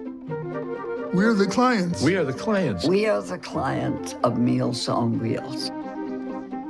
America, let's do lunch. 1 in 6 seniors faces the threat of hunger, and millions more live in isolation. Drop off a hot meal and say a quick hello. Volunteer by donating your lunch break at americaletsdolunch.org.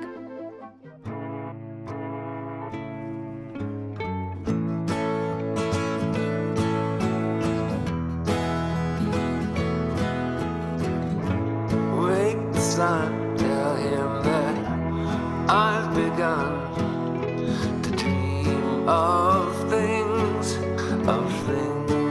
to come, and tell the trees not to look for me. I'm going to find some peace of mind. Wake the sun,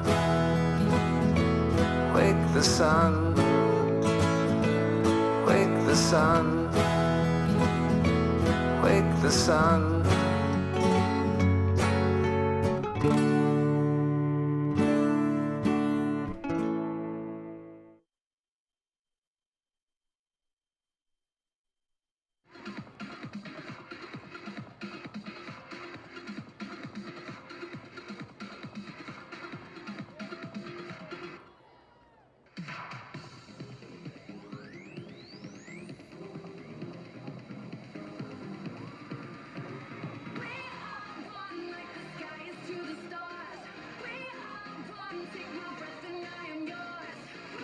Yeah, welcome to the Desert Hills High School press box where Andy Griffin is tallying up statistics. Ryan Baller, statistician, helping out there. And I'm Devin Dixon, and good to be back in the broadcast booth for another exciting year of Region 9 football. And we're going to get you scores and as many updates from all of the games as we possibly can. But right now it's 17-14. Desert Hills has the lead over Jordan High School.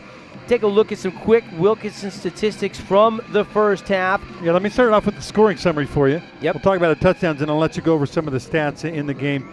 First of all, Jordan took a 7-0 lead. That came at the 7:24 mark of the first quarter. That was kind of the patented Jordan drive with Wakely and Shaver dominating the possession. Wakely took it in from 4 yards out. Desert Hills decided, you know what? We don't like being behind. It took them exactly 19 seconds, Devin, to tie the game up. It was Noah Sewell to Brock Perry, 70-yard untouched touchdown. Callister's kick made it 7-7 with 7:05 to go in the first. Neither team scored the rest of the first quarter. Early in the second quarter, though, Desert Hills with their first lead of the season as Noah Sewell took it in from 3 yards out on 3rd down and goal, and the Callister kick made it 14-7.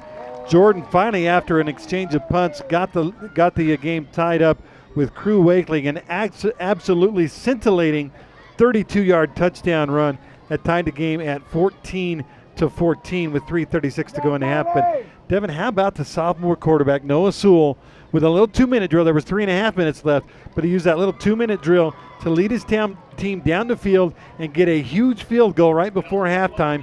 Logan Callister hits it from 34 yards out to cap a 77-yard drive, and that's where we're at now, 17-14.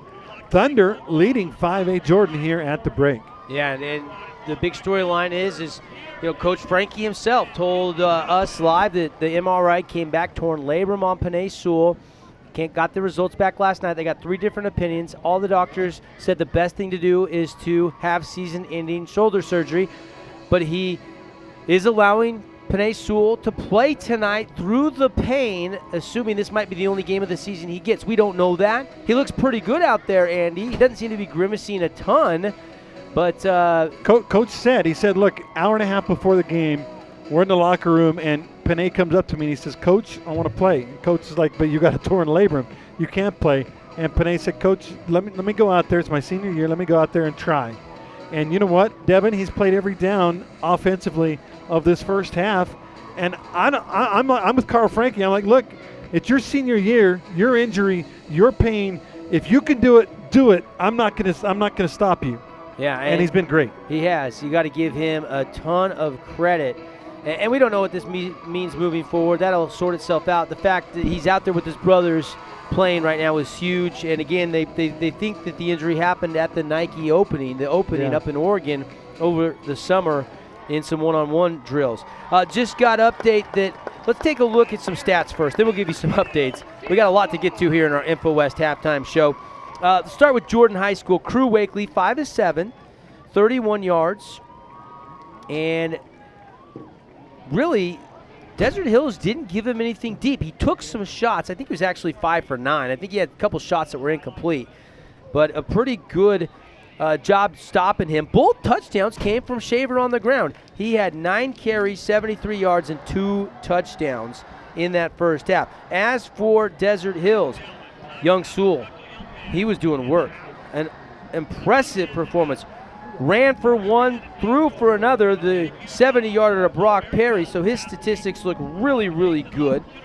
And exactly right now, he's 6 of 13, 115 yards is Noah Sewell, 1 touchdown, and then he has 8 carries on the ground for 41 yards and another touchdown, and Brock Perry 6 carries for 46 yards plus 70 yards receiving. And let me take a time out from football stats for a second and talk about what they're doing down on the field here at Desert Hills High School. They are honoring the Dixie Little League team that represented the state of Utah in the West Regional, went all the way to the championship game. Unfortunately, they lost in that championship game. But never, I don't think, in all the years I've been covering these Little League games and stuff, has one team captured the imagination of an area like this Dixie Little League team did, playing on ESPN. Making a huge comeback, down 6-0 to Hawaii in the semifinals, winning that game 12-6, and then really almost getting Southern California in that championship. Yeah, you're exactly right. And I know a lot of these kids. My son's the same age as these kids, and he plays football with a lot of them. We were watching. Your son Boston is the same age as Keen down there. Yes. Who is like 6'1". Yeah, that is correct. It's hard to believe that, but it is true. And obviously, we had a watch party at Buffalo Wild Wings. We were watching it at home over the weekend. They beat Northern Cal. They beat Hawaii, got the revenge. And then, they ran into a buzzsaw. But it was 8-7 going to the 6th inning. Yeah. And there was a huge critical double play ball with 1 on and only 1 out that Southern Cal made. And that ended really that one because they added a 3-run homer to go on to win 11-7. But imagine the spotlight these 12-year-olds were thrust into, and they handled it with aplomb. They were wonderful. They were awesome. Well, and one of our great sponsors, Shane Mortensen from Appliance Wholesalers Plus, who's a great longtime partner with us of high school sports. His son played on this team, played great, and we're talking with him pregame, and he said it was the most fun he's ever had, and he played there as a youngster. His older son, Jace, played there, and now his youngest son, Taven, played there. So there's really cool storylines like that with the family. And Nate Andrus, whose son Parker's on the team. Nate was a home run monster back when he played for Dixie High back in the day. There's no question. State champion with Burke Staley as head coach. Yep. And I got a call from Cole Staley leading up to this, and he told me that 1974 was the very first year that the Dixie Little League team went to San Bernardino. They went 3-1. Their only loss was the eventual World Series champs. And I think that's the best that maybe a team has done since this team, who got to the finals. No other Utah team had ever got to the finals. This young team we just saw get a huge round of applause from, went as far as anybody else. And now the cheerleaders are giving them hugs. You can't beat that. What a night. Oh, wow, a hug from a cheerleader. That's even better than going to the West Regional, isn't it? No doubt about it. If you're 12 years old. But, yeah, congratulations to them. It was fun following them this year. I know, like I said, it really captured the imagination heart of the southern Utah area, watching these guys do what they did. And just a neat thing. Congratulations to MacArthur and Andrus and Mortensen and all those guys, Webb and all those guys who made it happen out there at the West Regional. And I wouldn't be surprised if Santa Margarita, which is a team from Southern California that beat them, made some major noise at the highest level there at the Little League World Series. I know they've been plagued with rain these first couple of days of the LLWS, but hopefully the rain will clear up and Santa Margarita will go. Maybe they win it all, and then Dixie can say they were second best in the world. And these are future Region 9 stars in baseball, Andy. Yeah, absolutely. I mean, there's truly no question in my mind. A lot of these guys are going to go on, and we're going to be talking about them in just a couple of years on our radio broadcast for Region 9 baseball. Hey, how about this update for you real quick? Change subjects again. Dixie went 80 yards in 30 seconds in 3 plays, and going into halftime, the Flyers are going to lead the Springville Red Devils 28-21 unless something crazy happens on the kickoff return. But in that rivalry, that wouldn't surprise me at all. Now, real quickly, let me finish up the Wilkins statistics. I told you over 100 yards passing and a touchdown for Noah Sewell. Brock Perry having a great performance as well. But we're going to do this. We're going to take a quick timeout, message from our great local partners, and then we're going to come back and we are going to get you all of the latest updates from all around Region 9 on our Hearst Ace Hardware scoreboard. At the half, presented by InfoWest, Desert Hills leads 17-14 over Jordan High. We'll be back in 2 minutes.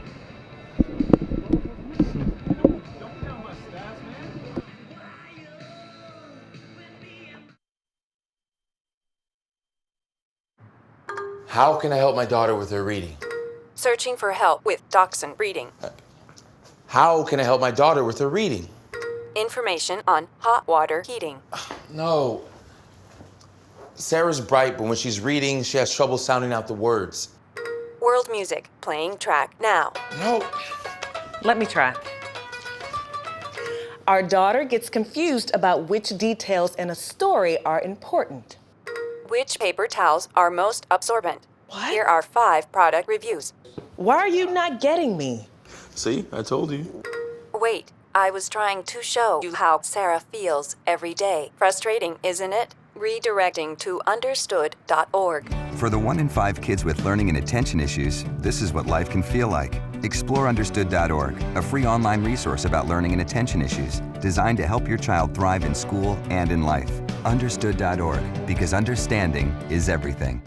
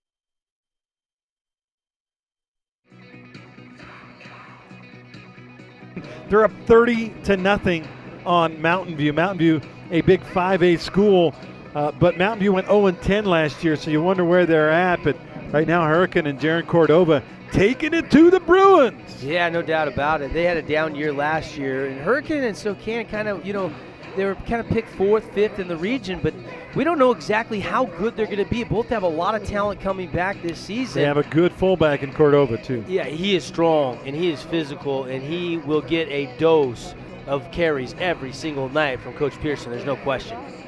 I will go next. I've got for you a Pineview score 42-14 with, get this, 6 minutes left still in the first half. Pineview with already 6 touchdowns. That almost makes my brain hurt thinking about scoring 6 touchdowns in, what is that, high school quarter, 12 minutes. So that's 18 minutes of football. They have 6 touchdowns. Yeah, I'll go with Dixie.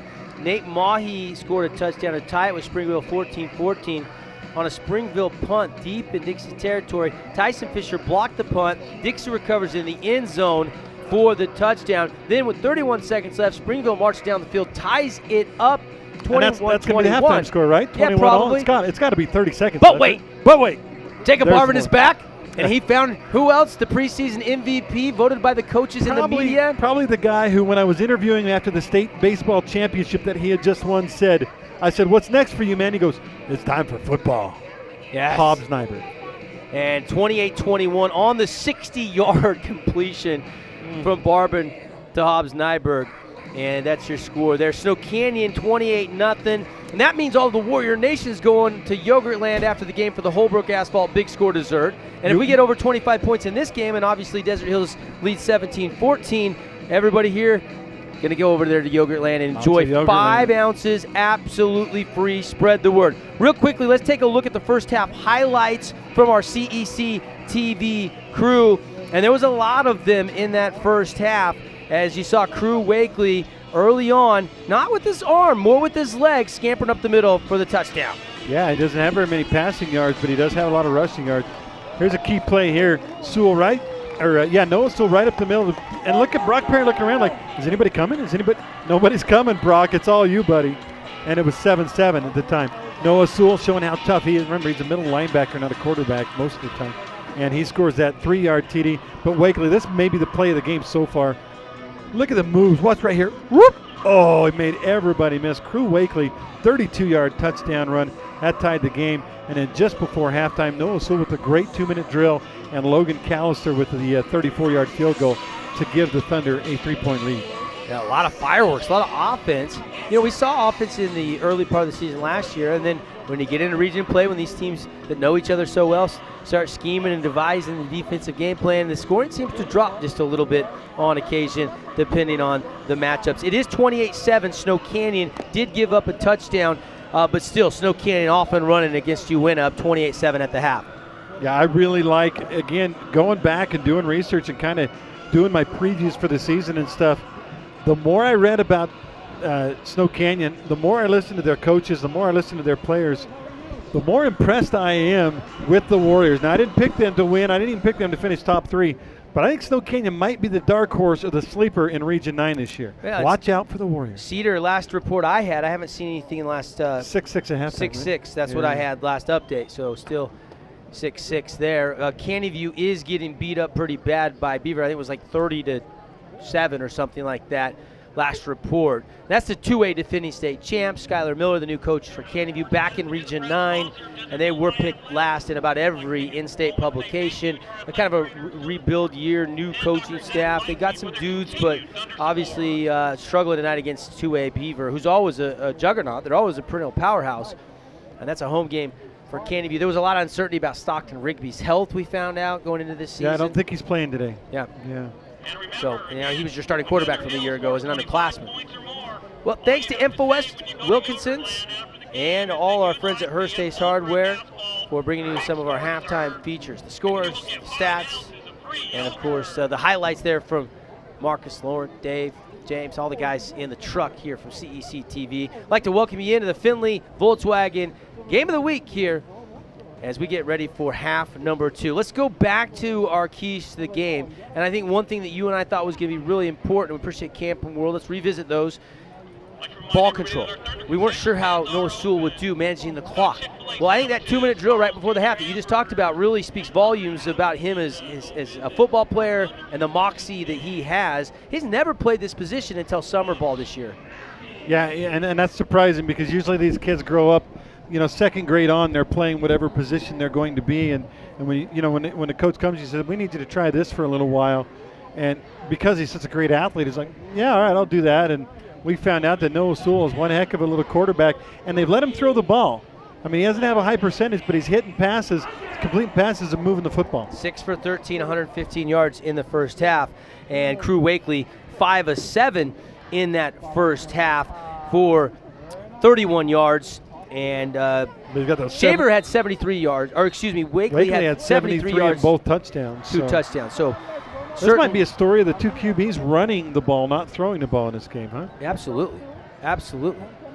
Second half getting set to kick off. It's brought to you by Southwest Diesel, the originators of high performance for diesel engines. Also like to thank Intermountain Sports Medicine for their continued support of Region 9 athletics in Washington and Iron counties. They support the trainers for each athletic event. Today, keeping the players safe, trainer Sean Norton for the Desert Hills Thunder. Thank you, Intermountain Sports Medicine. Don't forget, Dr. Millward can help you if you need a consultation for your athletes. Call Intermountain Sports Medicine. Kickoff fielded at the 10-yard line. Right at the middle goes Shaver, makes a man miss, carrying a couple more out across the 40 to the 41 before he's team tackled by Peyton Pace and company. Get the feeling that the Shaver kid, he just doesn't like to be tackled. He runs through guys, he runs around guys, he runs over guys. He doesn't like to hit the ground, apparently. And it's hard to get him there. Yeah, no Watch doubt. here as he hits the pile. Boom! That guy's off him. That guy's off him. And he's still going. They got 3 guys wrapping him up. He's still going. Good run back for Shaver. Jesse Shaver. Yeah, fun. Jake Shaver. Jesse's his brother. Jesse's the brother. Do you know that for a fact? I have no idea. Made that up. Way to call me out, though. 9 seconds into the first half. Here we go. It's going to be a handoff to Shaver, and he's going to slip and dive ahead. Tackle by Stokes, but not before he gets to the 45-yard line. Good run. Tough runner. Desert Hills, a dangerous time of the game because Jordan has the football, and they've got that small lead. The first couple of possessions in every football game seem to me to determine who our winner is going to be. The first couple of possessions of the second half, I should say. And so this is a big one. Here's another run, and it's going to be quarterback keeping it. That's Wakely. He's going to get out near the sticks, near midfield. Depends on the spot. And it's going to be enough for a first down. That'll move the chains. Yeah, Wakely with about 8 or 9 on that one, 7 or 8 anyway, nearing 100 yards. Wow, they marked him out early. Look where they put that thing, back at the 49, so it's actually third down. Well, I was kind of hesitating because I couldn't see through all the players on that far sideline where they spotted it. So third down and less than a yard to go. They're going to give it to Shaver. Shaver's going to pick it up anyway. Yeah, they had him at the line, but when you got that bowling ball lean like he has, kind of like Noah Sewell, good luck stopping him for no gain, and he ended up getting 2 yards. So, fresh set of downs for Crew Wakely. Mentioned his statistics from his junior campaign, over 3,500 yards passing, over 1,000 yards rushing. There's some good quarterbacks in the state of Utah this year. Cameron Cooper from Lehigh. Yeah, I said they were tied at halftime, 14-14. Yeah, I think they're up 28-21 over Alta. Good shootout. Alta's got a good QB too.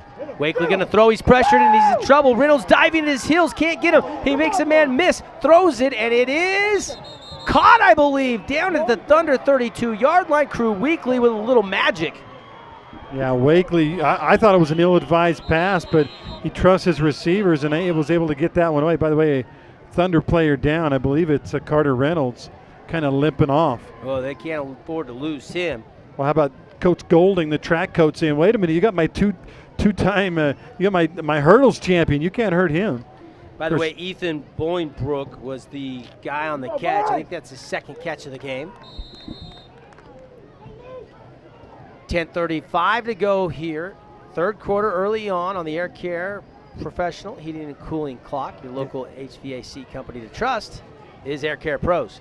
Bolingbrook had to fight for that football. That's a heck of a catch on not a great decision, I don't think, by Wakely. And now a run right up the middle and not much doing there. So a little bit of extracurricular pushing and shoving going on.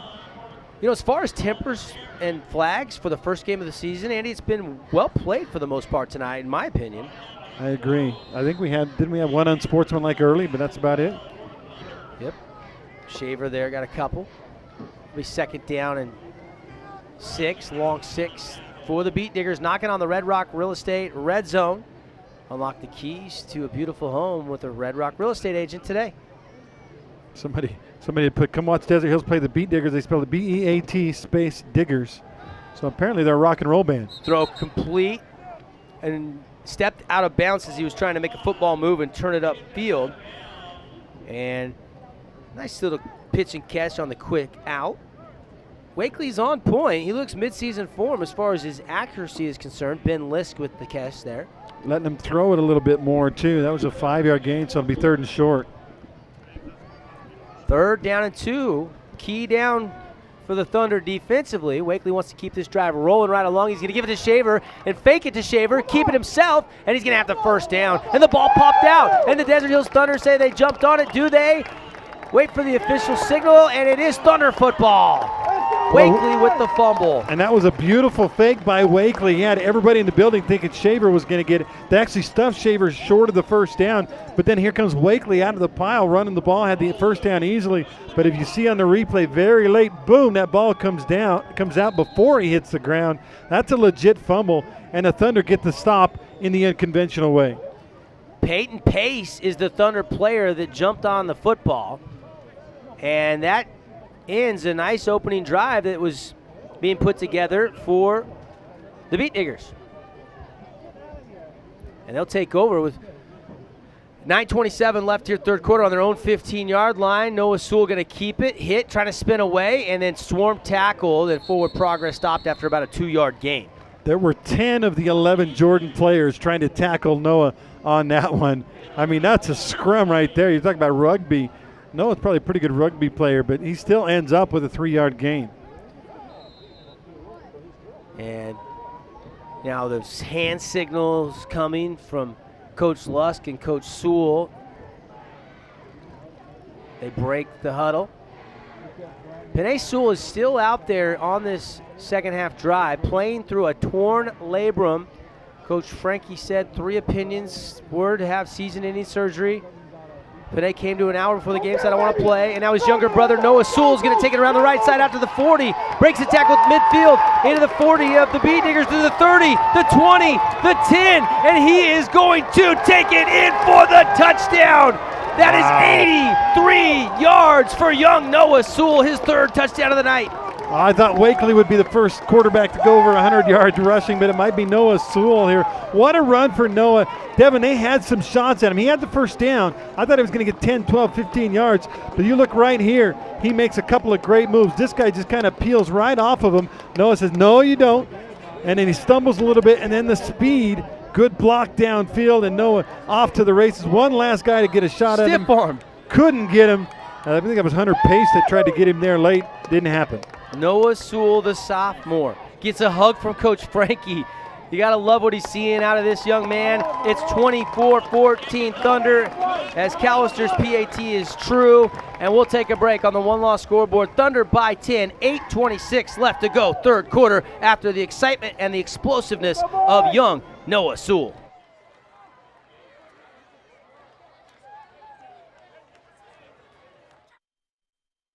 Music is a bridge between the material and the spiritual. As a blind person, you have to be aware that nobody can tell you what you can or can't do. You really have to try things. My wife, who was also blind, was a good cook. When she died, that's when I started Meals on Wheels. My name is Harvey Lauer. America, let's do lunch. Drop off a hot meal and say hello. Volunteer by donating your lunch break at americaletsdolunch.org. Connor is struggling in school. Finding lowest airfare to Istanbul. Why don't you understand me? I do. This is what it feels like for kids with learning and attention issues. Redirecting to understood.org.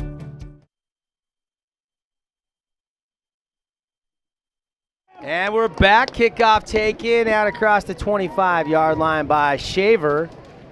And looks like he's a little slow to get up, but it is okay. Heading back to the huddle, but his teammate right there, Ethan Bolingbroke, is checking on him. And he's not going anywhere. Nick Hansen flashing the defensive signals.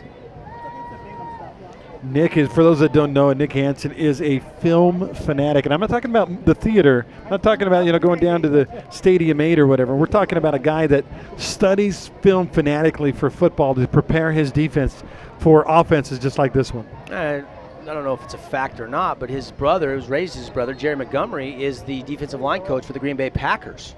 And I know they're in constant communication. False start going to be the call as a flag flies. 8:17 to go, third quarter, after the excitement on that 83-yard touchdown run by Noah Sewell. Thunder by 10, 24-14. Crew Wakely shaking off that fumble, trying to put together a drive. Gonna run it on the quarterback keeper, and he's gonna get a couple of those penalty yards back. In fact, he's gonna get all of them back on the dive. They're gonna spot it as a 5-yard gain. I don't know, and I apologize as far as what Crew Wakely's next level offers might be, but certainly this kid has the intangibles to be a next level guy. Yeah, you would think with all those yards he's passed for, he's a little bit small for a college quarterback, but I'm a believer in size of heart in some of these guys. You know who he reminds me of is Ty Rutledge, that quarterback a number of years ago. It's just an athlete that Coach Frankie coached that now is at SUU. Pass complete, ball comes out. Thunder jump on it. They say they have it. Both players dove on it simultaneously. Who got it first? And it's going to be Cole Bailey. Thunder have the football. Second turnover in a row by the Jordan Beat Diggers. They cannot hang on to the football. It's one of those deals, you're trying to make a move and you kind of move your body back away from the defender, and then you forgot something. The ball got tipped and out it goes, and Desert Hills could come away with a 3-score lead if they can take this one 40 yards into the end zone. Wow, Cole Bailey with the fumble recovery. Who stripped it, Andy? Was it the DB? See. Was it Bailey that stripped it and recovered it? Could have been. Just got an update from Snow Canyon. 35-7 now as they head into the second half. Warriors leading the Uinta Utes. And here is Noah Sewell in the offense right back out there. Fly sweep. Going to give it to Barber. Barber going to cut it up. He's got some room. And he's going to get about 8 or 9. Well, no, they're going to drag him down pretty quick. Probably give him 7. And it's still a great gain on first down for this offense. Yeah, a couple things Desert Hills does have. They don't have the size that Jordan has, but they have a lot of quickness and a lot of speed.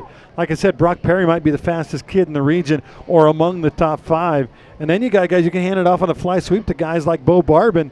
And those guys scoot. 7:04 left on the Air Care Professional Heating and Cooling clock. Again, Thunder with the 24-14 lead and driving. Ball just outside the 32-yard line. We'll call it the 33 of Jordan High. Sewell's going to throw. Quick hitter, complete. No, they say it hit the ground as he went down low to get it. Even though he started to take off with it, Brock Perry could not keep it off the turf. That was really, really close. You know, that rule, you and I growing up watching football, Devin, if the ball touched the ground, it was incomplete no matter who had control of what. But we found out now in recent times with replays and stuff that if the ball touches the ground but you have control of it already, it's still a complete pass. But at the high school level, maybe we haven't quite figured that part out. Did bobble a little bit as it hit the turf, but Brock Perry trying to make up for it right here. Breaks a tackle to the 20, down to the 16-yard line. Another fabulous Freddy's first down on 3rd and 3. He got about 15, maybe 16 yards. And there is Brock Perry and the explosive speed. Man, he hit that corner and turned it up like he was shot out of a cannon. We might have 200-yard rushers today for Desert Hills. We know Noah Sewell's already, I almost said Nephi, that's how good Noah's playing. We already saw Noah top 100, and Brock Perry matriculating his way. He's at 62 yards so far, so he's on his way possibly too. 6:16 to go, 10-point lead for the Thunder. They want more.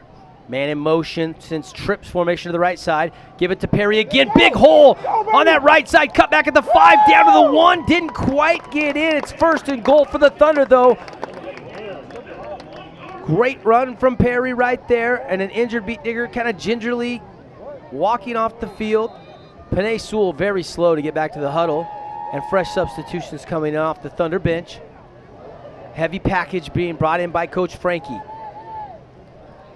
There's some good speed, and Perry is a little ginger as he comes off the field for Coach Carl Frankie. He's all right. He's a tough kid. And they'll go twins to the short side, the far side, single receiver to the near side, and Sewell's going to run. Quarterback keeper hits the contact. Fighting, did he stretch? No, he did not. Yes, he did, they say. The signal came on the contact. They said he broke the plane of the goal, and Noah Sewell has the hat trick. He has his 3rd touchdown on the ground, plus another one throwing. He's got 4 total touchdowns. An impressive performance for Noah Sewell in Desert Hills High School. Yeah. I keep saying it. I think we're witnessing the birth of a star here. You watch Noah and what he's able to do, because you can't. The first guy never gets him, and it's not that he's really necessarily eluding those guys. He's just making a bounce off of them, We saw that in the 82-yard TD. Now he does it the hard way. He pounds it into the pile. And Noah Sewell, there he is, number 2, with a touchdown. And seems like when you play Jordan, you're snake bit. But if you're in the Sewell family with, Panay and Nephi. But so far, Noah looking really good. There's the replay again. Just finds that little hole, sticks it in there.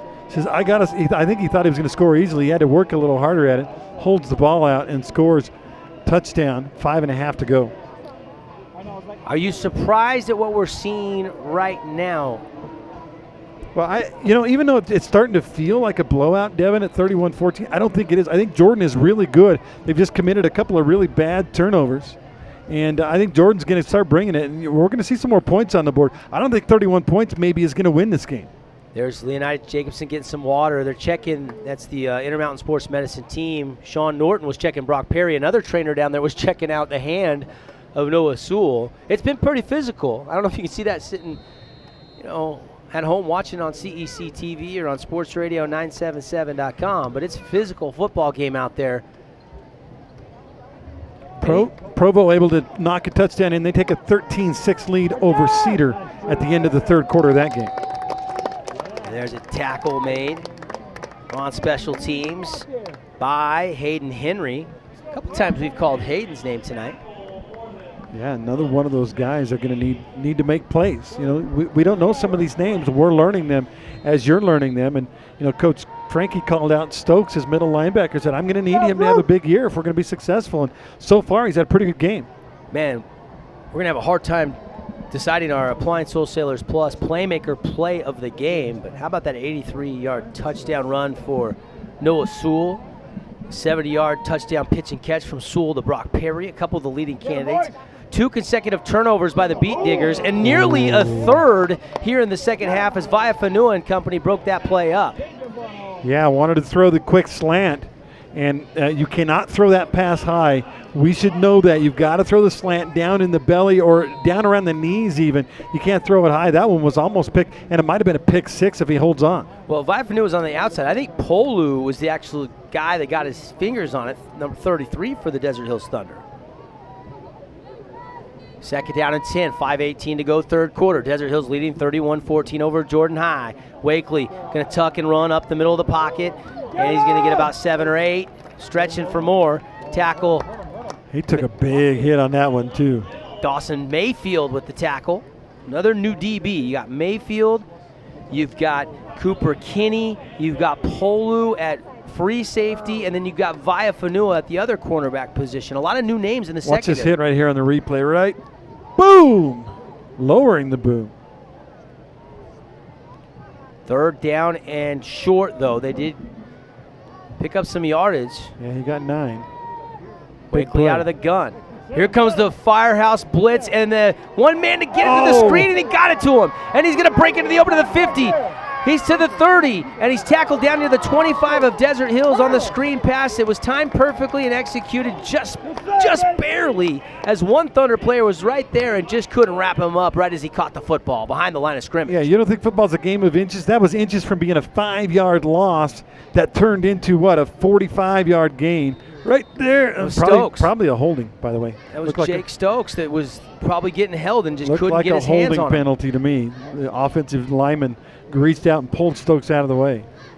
Now almost into the Red Rock Real Estate red zone, and that pass thrown behind the intended receiver. Incomplete from Crew Wakely, the Jordan High quarterback on that slant route. Just didn't throw it out in front enough. Boy, after watching that replay, I'm thinking Stokes got held pretty bad, or he would have made that play. Another game of inches thing.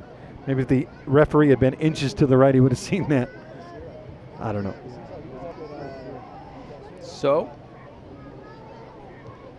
Trips to the right side. Wakely's going to throw it. And he's going to tuck and run it again, and then he's going to try to throw it again. Now he's going to hang back, waiting. Here comes the pressure at the 30. Now he's going to run it again, and he's going to get the ball and flip it out of bounds, or it's fumbled, but they say incomplete, maybe trying the shovel pass on that far sideline, and the Thunder defense gets the stop. Well, like I said, there's some really good quarterbacks in the state of Utah this year, but you got to be smart as a QB. We saw him throw a risky pass earlier, nearly intercepted, a couple of them actually in this game, and that time I'm not sure what he's thinking. Sometimes it's okay to take a 3-yard loss, rather than throw something up like that.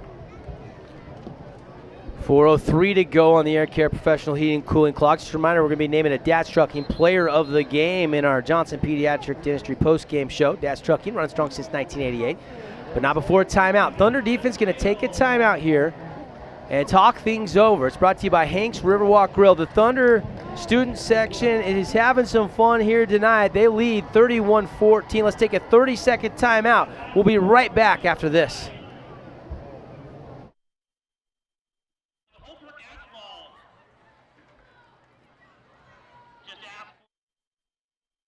There is a place where rocks bleed and nature blushes on a battlefield green with envy, where dimples determine destiny and a tiny wooden tee holds the outcome in the balance.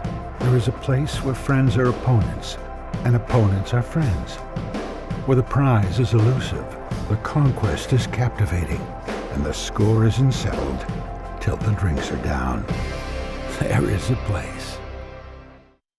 Back live, Devin Dixon, Andy Griffin, and we're coming at you on the simulcast. Findlay Volkswagen's got us on CEC TV, Sports Radio 977.com, and our mobile app as well as 1210 AM. Thanks for locking us in, and Andy, Jordan really needs some points here. Yeah, they can't afford to come away empty-handed here. At the very least, they really, really need a field goal to try to cut it down to a 2-score lead. This is big right here, 3rd down and 10. And out of the gun is Wakely. 4 receivers running their routes. Pressure comes from Reynolds on the outside. Wakely evades it, going to throw it to the end zone. Touchdown! He caught it. Touchdown, 22-yard strike. And the Beat Diggers on the arm of Crew Wakely, and the sensational catch at the front pylon have struck on 3rd down. That was a tough catch with a defender right there, and a perfect throw by Wakely. What a play by Jordan. Draw it up in the dirt. Beautiful grab. Man, oh man. That was pretty. And a whole new game. That really is what they needed after some early second half turnovers leading to Desert Hills touchdowns. PAT of way of cutting it back to a 2-possession game. And the extra point is up. And it is good, 31-21. And the Thunder still with the advantage. But the Beat Diggers get a quick score that they really needed here. Just under 4 minutes to go in the 3rd quarter. Exciting way to start the season between these two respective teams, don't you think? Yep. By the way, update the score stat updates for you. Wakely now 10 of 15, 129 yards. That was his first passing touchdown of the day. Of course, he's got a couple of rushing touchdowns as well. And I believe we have him at, 99 yards? So 1 yard short of rushing for 100 yards as well. Great quarterback, Jordan's Crew Wakely, but he's got his team still down by 10 points here late in the 3rd quarter. Also had a couple scores come across the desk. Looks like Mountain View got on the board against Hurricane. It's still a 30-7 game. And then scary moment in that Dixie game. They're up on Springville. Early 3rd quarter, Amanaw Quinn, the running back for Dixie, took a big hit. Helmet came off. He was down on the field for 2 minutes. Probably a concussion situation. They've got him out of the game right now. But to Amanaw Quinn, looks like he's probably going to be okay. Maybe a concussion situation there up at Springville. And scary. Snow Canyon just scored again. They lead 42-14 over Uinta. Yeah, so Warrior fans, Thunder fans, Region 9 football fans, Holbrook Asphalt Big Score Dessert is on. We're seeing some offensive fireworks tonight in the season opener, and we'll do it all season long. Head to Yogurtland after the game. All you have to do for 5 free ounces of yogurt is ask for your free Holbrook Asphalt Big Score Dessert. Kickoff taken. And it's Kinney, and he's going to dart to the outside. That's not Kinney. And he's going to be tackled near midfield. And a good run back by the Thunder.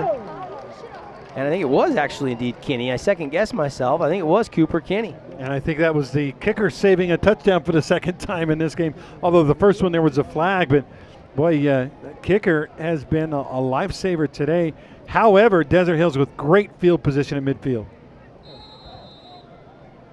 And 3:41 to go. Thunder will break the huddle from the sideline. And the storyline continues to be Panay Sewell. If you're just tuning in, Coach Frankie at about 4 o'clock called me personally. He was coming on the show today and said, I got bad news. And 5:15 when he joined, he said, Panay Sewell, MRI, torn labrum. 3 doctors said, shut it down, season-ending surgery. We got to the field, and Coach Frankie said Panay Sewell was going to dress. He asked Coach if he could still try to play. And he's out there playing in the third quarter as Brock Perry tries to get the edge and cannot. Actually, that's Bo Barbin, excuse me. And he gets a yard, and that's it. And Panay Sewell is toughing it out. We don't know what this means moving forward, if this would be the only game. Yeah, we don't know if they're going to let him play today and then give him surgery this week, or if they're going to let him try to play out the season. High school football seasons, 10 to 13 weeks is all. Maybe you let him try. I don't know how long the recovery is on that particular surgery. He hasn't really been practicing for the last 2 weeks. Now here's Noah Sewell, Panay's little brother, dodging a would-be sack, turning upfield, delivering a hit, and running over a beat digger out at midfield into Jordan High School territory to the 49-yard line. It'll be 3rd and 4. I love what he did. He turned around, instead of talking smack in the defender's face, he turned around to the defender and said, "You all right, man?" And there are two things there. First of all, that's a really nice thing to do. And second of all, it's kind of a backwards way of digging at, "Yeah, I got you." I thought it was good sportsmanship. It is, but in the grand scheme of things, it's a pretty good way to say, I'm just saying. 2:51 to go. 31-21. Noah's what, 140 yards now, or 130 yards rushing so far in this game? So 12 carries 132 for 132 yards and 3 rushing touchdowns. Big play here, though. 3rd down and 4. Barbin in motion in front of Sewell. Fake it, going to keep it. He's going to get the first down. Noah Sewell might want more. Down inside, breaks a tackle to the 20, cuts backwards, now down to the 16-yard line. High stepping to the 10-yard line, cut back at the 5, diving near the 1. Noah Sewell is on a mission to pay dirt, but he stopped just short this time, but that was highlight reel material, ladies and gentlemen. What kind of referee isn't going to put his hands up for touchdown on a play like that? He gave his all. He faked the whole team out. He dives at the goal line, and the referee says, "Yeah, we're going to mark it here at the 1. He doesn't Look at that. Act like a quarterback. He runs like a running back. He looks like Nephi is what he looks like. They are brothers. Yeah. He is wearing Nephi's number. And he is. Needy was down. They're going to mark it back at about the 3, I think. I'd give it to him anyway. There is Panay Sewell down at the 40. I believe that is Panay. And we've got a stoppage. And we're going to hold it right here and check on the injury.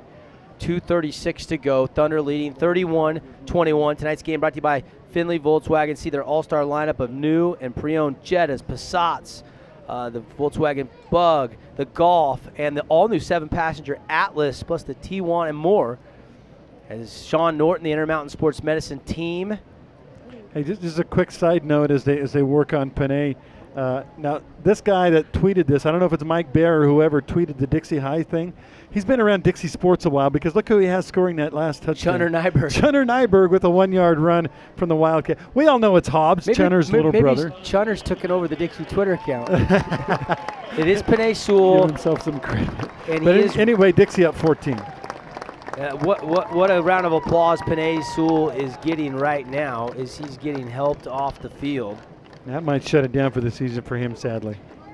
Man, when I see Nephi Sewell out there wearing Noah Sewell's number, it's kind of confusing. You mentioned vice versa, yeah.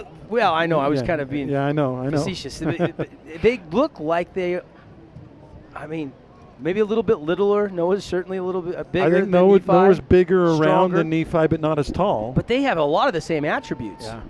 And the biggest attribute that Nephi had was his heart, his desire, and Noah's got that. I'll tell you that right now. Wow. Where'd they mark him down, Devin? The 2? About the 3. That knee went down at the 3-yard line. Still a heck of a run. Yeah, 41 yards on the run. And now your Dixie High Sports Twitter feed has just corrected it. Oops. Hobbs, Nyberg. We knew what they meant. It's all right. There's the keeper. Sewell's going to try to put his head down, and he dives into the end zone and got another one. The 4th rushing touchdown of the game for young Noah Sewell. He's got 5 total touchdowns. He threw one in the first half, and it's all Thunder right now. They push it up to 37-21 and answer the Crew Wakely touchdown pass and build that lead back up. PAT pending. Wow. Noah Sewell's, years ago there was a movie called A Star is Born. I know maybe before you guys' time, but that's kind of what I feel like I'm watching right now. A Star is Born in Noah Sewell, and wow, that's all I can say. He might end up being a running back and not a quarterback in this offense next year, but bottom line is he's got instincts, he's got heart, he's got 6 points. The Thunder are up by 17. And he started middle linebacker. last year before the season-ending. It was an injury to his leg that shut him down. There is a glimpse at Sewell looking into the sky, talking to Gavin Young. Gavin says, as long as you save the last play of the year as a flip touchdown pass to me, you can do whatever you want until then. The defending state champs. Unbelievable right now. And a lot of people pick Jordan to come in here and win this game in Desert Hills. With the scary news we got before this game started, have played tremendous. And I think they got a boost by seeing Panay Sewell dress, and they might not have expected that.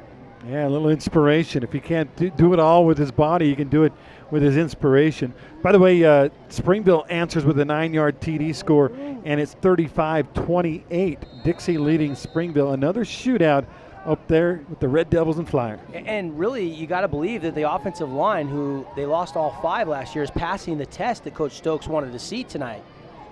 Yeah, and one thing we know about Dixie, too, you don't need a lot of time because they get the ball out quick with Jacob Barbin. Smart quarterback. Kickoff return by the Beat Diggers out across the 25 to the 27-yard line. And Austin Staley on a 5-yard keeper has made it Snow Canyon 42-14 over Uinta now at the end of the third quarter. And again, Warrior fans, Thunder fans, Flyer fans, Region 9 football fans, you can start heading to Yogurt Land because the Big Score dessert from Holbrook Asphalt is on. They've agreed to buy everybody 5 ounces of free yogurt when we reach that 25-point or more plateau, and we got it early tonight on week 1. It started, at the 27-yard line? Drew Wakely out of the gun. Huge drive right now for Jordan. They've got to answer. If they don't, they could get blown away by Desert Hills and sophomore quarterback Noah Sewell. Play action. Wakely looking to throw. Bailey pursuing. Throws it, diving effort, not going to happen. Incomplete out at the Beat Digger 45. Had him open, just let him a little too far, and the Superman head first dive couldn't reel it in. You know, it's getting late enough now. We got a minute, just under 2 minutes left in the third quarter. They're almost making Jordan abandon their game plan. Their game plan is Shaver and Wakely running it with a little bit throwing mixed in. But now we're going to see Wakely throw probably on almost every down because of the fact that they're behind by 17 points. 1:55 to go in the third quarter. Still a long way. A lot of action left. Second down at 10. Defense shifts the line. 4-man front for the Thunder defensively. Flip it out of the backfield to Shaver. It's complete out across the 40. Cuts back to the 45 and hit and dropped in Thunder territory at about the 48-yard line. But a huge gain there of 22 yards for Shaver. Yeah, that's just a blown coverage. Nobody went with the running back, and so he was out in the flat all by himself. He had, 5-7 yards before he even had to make a move. And then when he made the one move, then he had 15, 20 yards. See, nobody there. That outside backer, most likely, or that safety's got to come over and pick up the back out of the backfield, and neither did it. Wakely. This is starting to turn into a shootout, too, isn't it? Yep, Shaver to the right. Going to throw. A little curl route and mistimed and incomplete. Trying to find. That was Noah Hennings, tight end. Listed as tight end. They don't really have a tight end.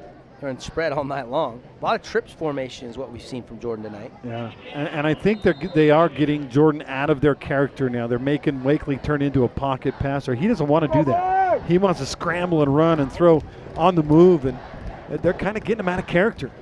Desert Hills fans have the press box shaking just a little bit. You feel that, Andy? Yeah. Making some noise for I their thought that was defense. your stomach, though.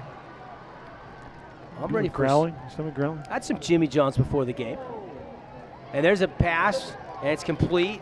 In traffic, though, not much running room at all. Ben Lisk, and didn't get a yard, I don't think, and it's going to be 4th down.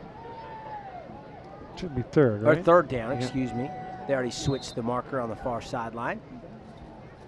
But 3rd and 10 from the Thunder 38. This becomes a monumental play, Devin, because 3rd and 10, you're still in midfield, you're not even field goal range, and you're down 17. They have to get this first down or use 4 to get it. 38-21, Thunder leading.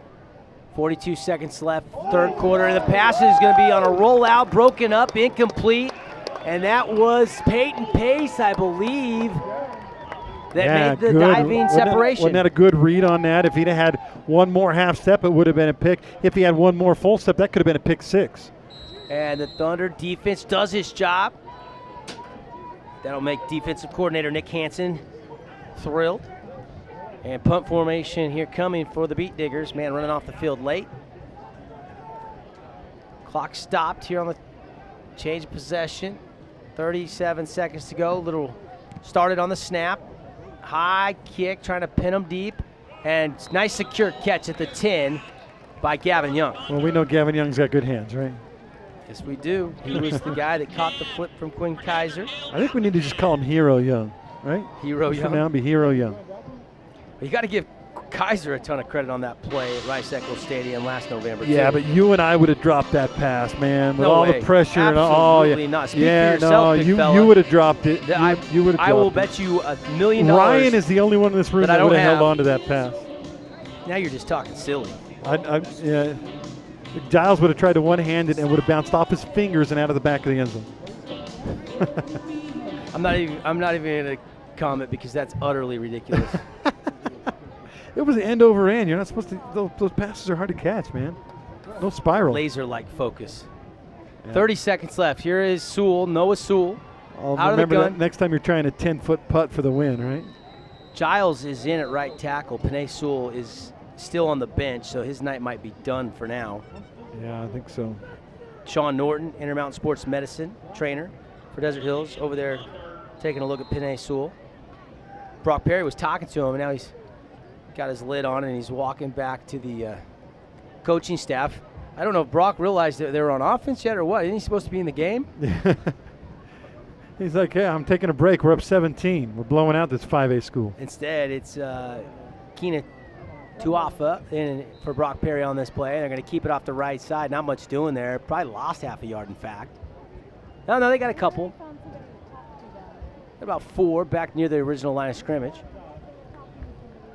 And they're going to let the clock tick down last 10 seconds of the first half. On the one-loss scoreboard, your dedicated personal injury attorneys, Thunder, through 3 quarters, have built a 17-point lead, 38-21. Fourth quarter coming up. Thunder players starting to put 4 up in the air. And we'll have it for you here on CEC TV and your Region 9 radio network, 97.7 ESPN, when we come back after a 60-second timeout.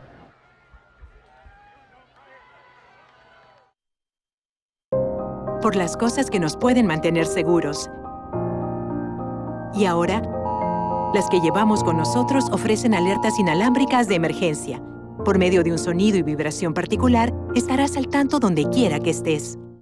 There is a place where the sun doesn't hide in the winter, where the greens stay green and the crimson canyons still glow. There is a place where dimples determine destiny, and a tiny wooden tee holds the outcome in the balance.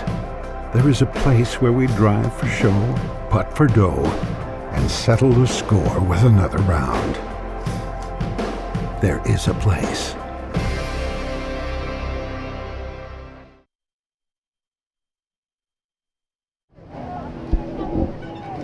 Welcome back.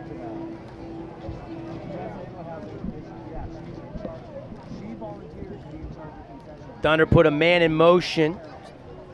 And Sewell looking to throw. Going over the middle. It's got a man wide open. It's Barban. He dropped it. He dropped the football at midfield, and it might have went the distance, folks. Yeah, that's a good-looking ball by Noah Sewell. You would have dropped that one for sure. No, I would have held that one. He's not one-dimensional. He can throw the ball. He perfectly led him, and he had great protection. Do I see Panay back out there? I thought I saw Panay back out on the field. He's reinserted himself in the game.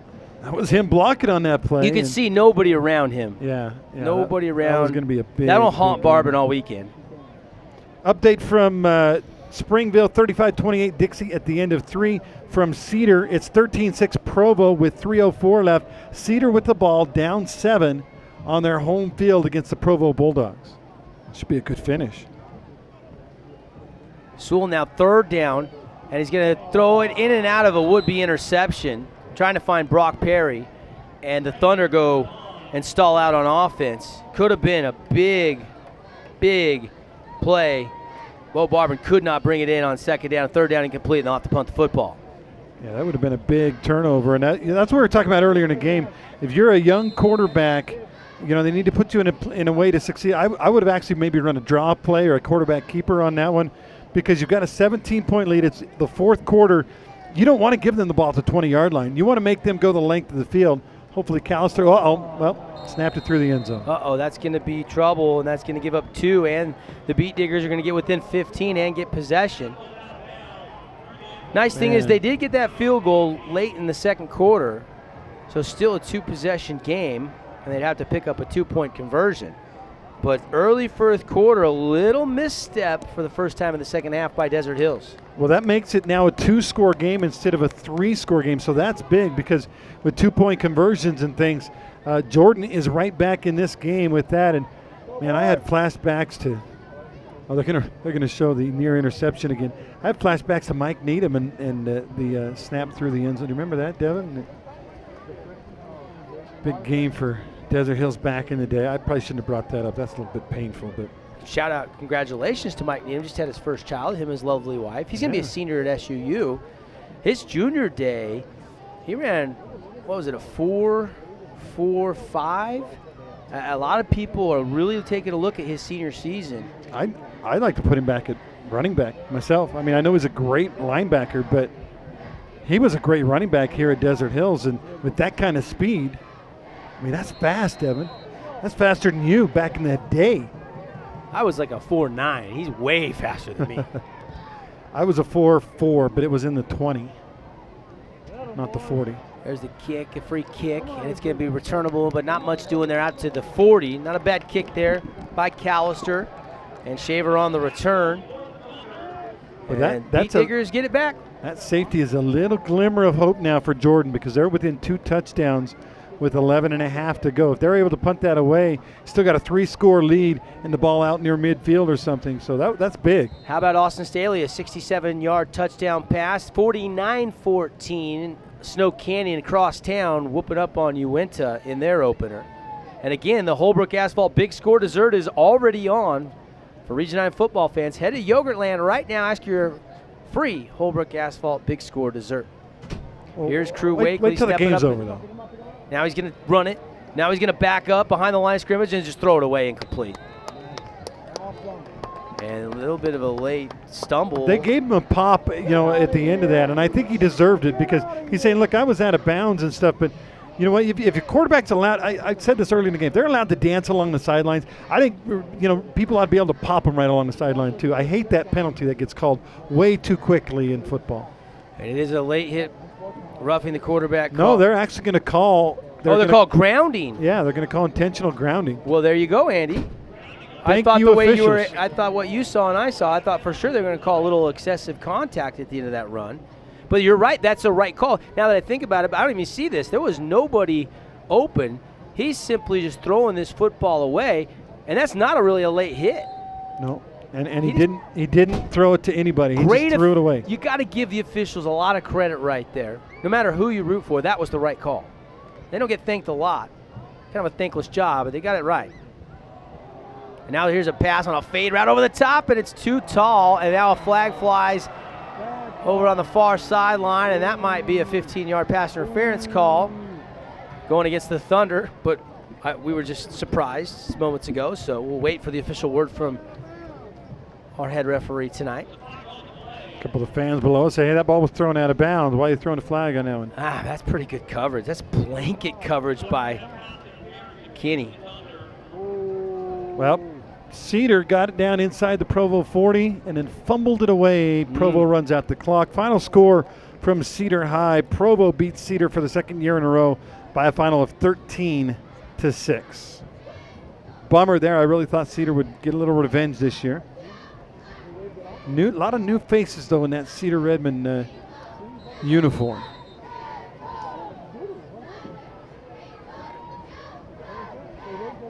Here is Crew Wakely now. That was a 13. Second down, and he's going to scramble again. He's been doing it all night long. Heave this one down the field, and it is almost intercepted, broken up. Threw that one into double coverage, and Kinney on the coverage gets a little redemption from the PI call moments ago. That was a 1st and 7 on the 13-yard, maybe 14-yard penalty on the pass interference. And I think the officials are talking about the location of the ball now because they actually snapped it. It was like a 13-yard penalty. Is there another penalty down too, Deb? No, I'm just, you could have had an argument there that was offensive pass interference. And they call holding so on the O-line. So after a relatively penalty-free game, we've got 3 and 3 straight plays. Maybe guys tiring just a little bit here. Hot to kick off, cooling now, but still temperature got to be up in the mid-80s. You know what we haven't gotten in a while is a Pineview update. Of course, that game was, I think it was 42-14 last I saw. I think they kicked the field goal before halftime. I think it was 45-14, but, obviously blowout. You don't need a lot of updates on blowouts, but it'd be nice to get a final score. They probably continuous clock on the mercy rule. We'll get you one before long, folks. 38-23 here. Thunder trying to get a stop, get that ball back to choose some clock. They lead by 15. Wakely has other ideas here. 2nd down and long after the holding call. He's in trouble again. Pocket collapse, flags fly, throws it, and it's incomplete. He's trying to hit his intended receiver over there, Ben Lisk, on that far sideline. Well covered. I'm impressed with these DBs for Desert Hills tonight. Your stat guy, Ryan, here is trying to keep track of all the stats, but what he's gotten now is 4 straight plays with penalties, which means no statistics were accumulated in any of those plays except penalty statistics. You're going to see on the replay, Wakely, there was the hold. Yeah. Right Probably there. could have been 2 holds on that play. Kenny on the coverage on the back end there. So back them up again, and all of a sudden, Jordan High is going backwards. They're inside their own 10. What is it, 2nd and 41? 2nd and 40? At the 10. They got to get to midfield. Well, the only other offense in the state that might have no problem with this down and distance is Cameron Cooper and Lehigh, and here goes Wakely. Going to run a quarterback draw, and he's going to get out across the 15 to the 17, pickup of about 7, maybe 8. And that's going to keep that clock running on the set. And they set the ball, and now the clock fires. 10:34 to go on the Air Care Professional Heating Cooling clock. Of course, we're looking for our DATS Trucking Player of the Game. We'll name one inside our Johnson Pediatric post-game show. We'll also have some other awards like our Jimmy John Super Sub of the game and the Appliance Wholesalers Plus Playmaker Play of the game. And by the way, Wakely just went over 100 yards rushing. He's got 106 now in the game. Going to need a lot more if they're going to make a comeback. Big play here on what is the 3rd and, Devin, 33? 33? Yeah. A little over that. Don't let anybody get behind you. That's all I'm saying. And here comes the pressure again, and it's caught out across the 20 to about the 24, but they're playing 4 quarters deep, and they could dump it underneath there and wasn't going anywhere. And now the Jordan Bead Diggers will have to punt the football. Yeah, they may not get the first down with the punt. I mean, that's how far it is. 4th and, 26. 38-23 on our one-loss scoreboard. Again, remember, as soon as we're done naming like our DATS Trucking Player of the Game award, and we're excited, Sports Clips has teamed up with us. We're going to give them a free MVP haircut to the DATS Trucking Player of the Game tonight. Appreciate Sports Clips. There's the kick, and it's out of bounds, angled to the far sideline. We're going to kick it back to the studio to wrap up Dixie, Pineview, Hurricane, as well as Cedar, Canyon View, and Snow Canyon. Everybody going to get recaps. We invite fans to call into the show. ESPN studio line, 673-9398. We're doing the Region 9 Play of the Night. So we'll take our Playmaker Play of the Night, Playmaker Play, and we'll throw it in with all the other big plays, and fans can vote. Andy Thompson will anchor our coverage. We're on our way to a possible 5-2 night. Desert Hills winning big here. Not real big, but big enough. Snow Canyon winning big, Pineview winning big. Dixie was up by a touchdown. Hurricane winning big. Could be 5 Region 9 victories tonight. Sewell going to hand off, and big hit there at the end of that run, but a good gain of 6 yards. It's a new ball carrier, and that is number 1, Colton Madsen, with that carry. Might be it for Perry today. Let him rest, and he was dinged up a little bit. Might as well bring some of the younger guys in. You're up. You just need a couple first downs, and you can start putting this thing away. Yeah, great field position after the penalty mess on that last possession for Jordan. Noah Sewell in a quarterback, fake it to Barbin. Now he's going to give it to Madsen. Madsen going to be tackled right near the line of scrimmage for no gain. Look at Panay out there, still lead blocking, knocking guys around. Like I said, I don't know how bad that hurts Devin, but it's got to hurt quite a bit. And he's just out there getting it done. Well, I mean, he's the 4th-rated offensive lineman in the country at his position. He's top 20 just as an offensive lineman overall. Well, if there was any question, I don't think there was, but if there was any question about his heart, it's been answered? I think it's been answered tonight. Man. Still looms, though, from what Coach Frankie told us, that there's a tear, and doctors have said he needs to have surgery, but they just got the news yesterday. So this might be the only game he plays in his senior season. Of course, pretty fun winning the state championship with his little brothers last season. Yeah, and his big brother Nephi and younger brother Noah. That's some great pictures of him and Nephi, him embracing Nephi in the air. And, of course, there's Noah running for another first down as he nears, gosh, he's going to be close to 200 by the time things are said and done. Yeah, breakout performance. I did cast a vote for him in our media day preseason. Yeah, but you MVP. voted for like 18 guys, Devin. The rest of us picked 7. But I was the only one that voted for Noah Sewell. Well, give me 18. I might have put him on there, too. There's 18 guys that could be in the running. It's true. Whoa, speaking of running. There's Madsen shooting up the middle for a nice little gain, about 9-yard pickup. This is Colton Madsen. Good little running back. He's a senior. In fact, they've just gone final at Snow Canyon, 49-14. Warriors with the big win over Uinta. Good revenge win. They lost to Uinta by 2 last year. Yeah, no doubt about that. It was 27-25 or 25-23. Yeah. So good win for them at home. Poor Uinta has to drive home now in 6,000 miles to Vernal, knowing they got whooped. And there's another run. And that's Madsen again. And close to a first down. It could be about 3rd and 1, we'll call it. And the clock now just chewing. 6:29 to go. Thunder leading 38-23 on the one-loss scoreboard. Appreciate Air Care Pros, local heating and cooling company. And that comes in handy in the summer. AC's working overtime. Those are the guys to call.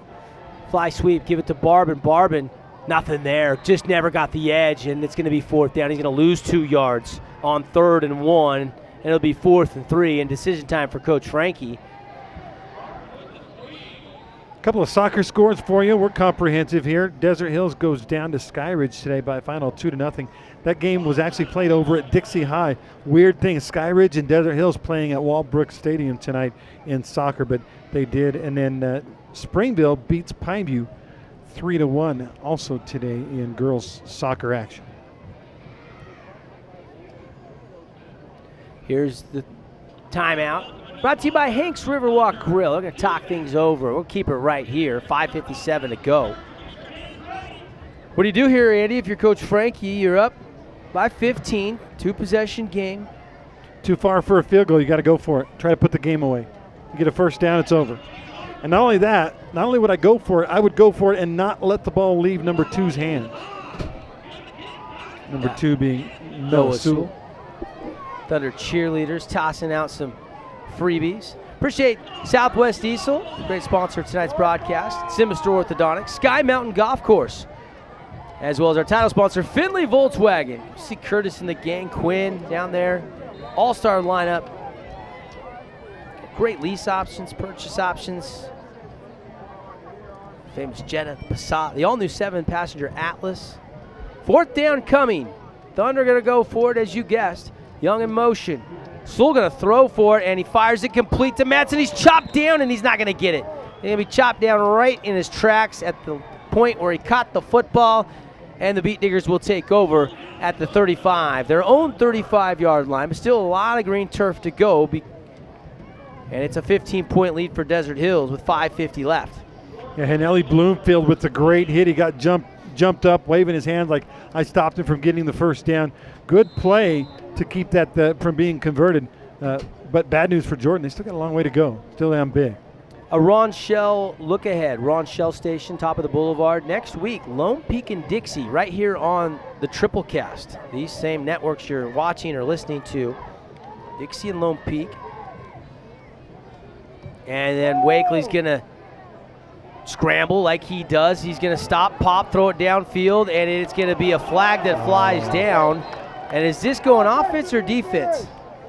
I think it should go offense or no call, but not defense. Man, oh man. Looked like there was a hold in the backfield there trying to get Wakely. It was not called. And Mayfield can't believe it. Dawson Mayfield is shaking his head in disbelief. I'll take a look at our replay. And Wakely's going to roll to that left. Look at him set his feet, using his balance, hoist it.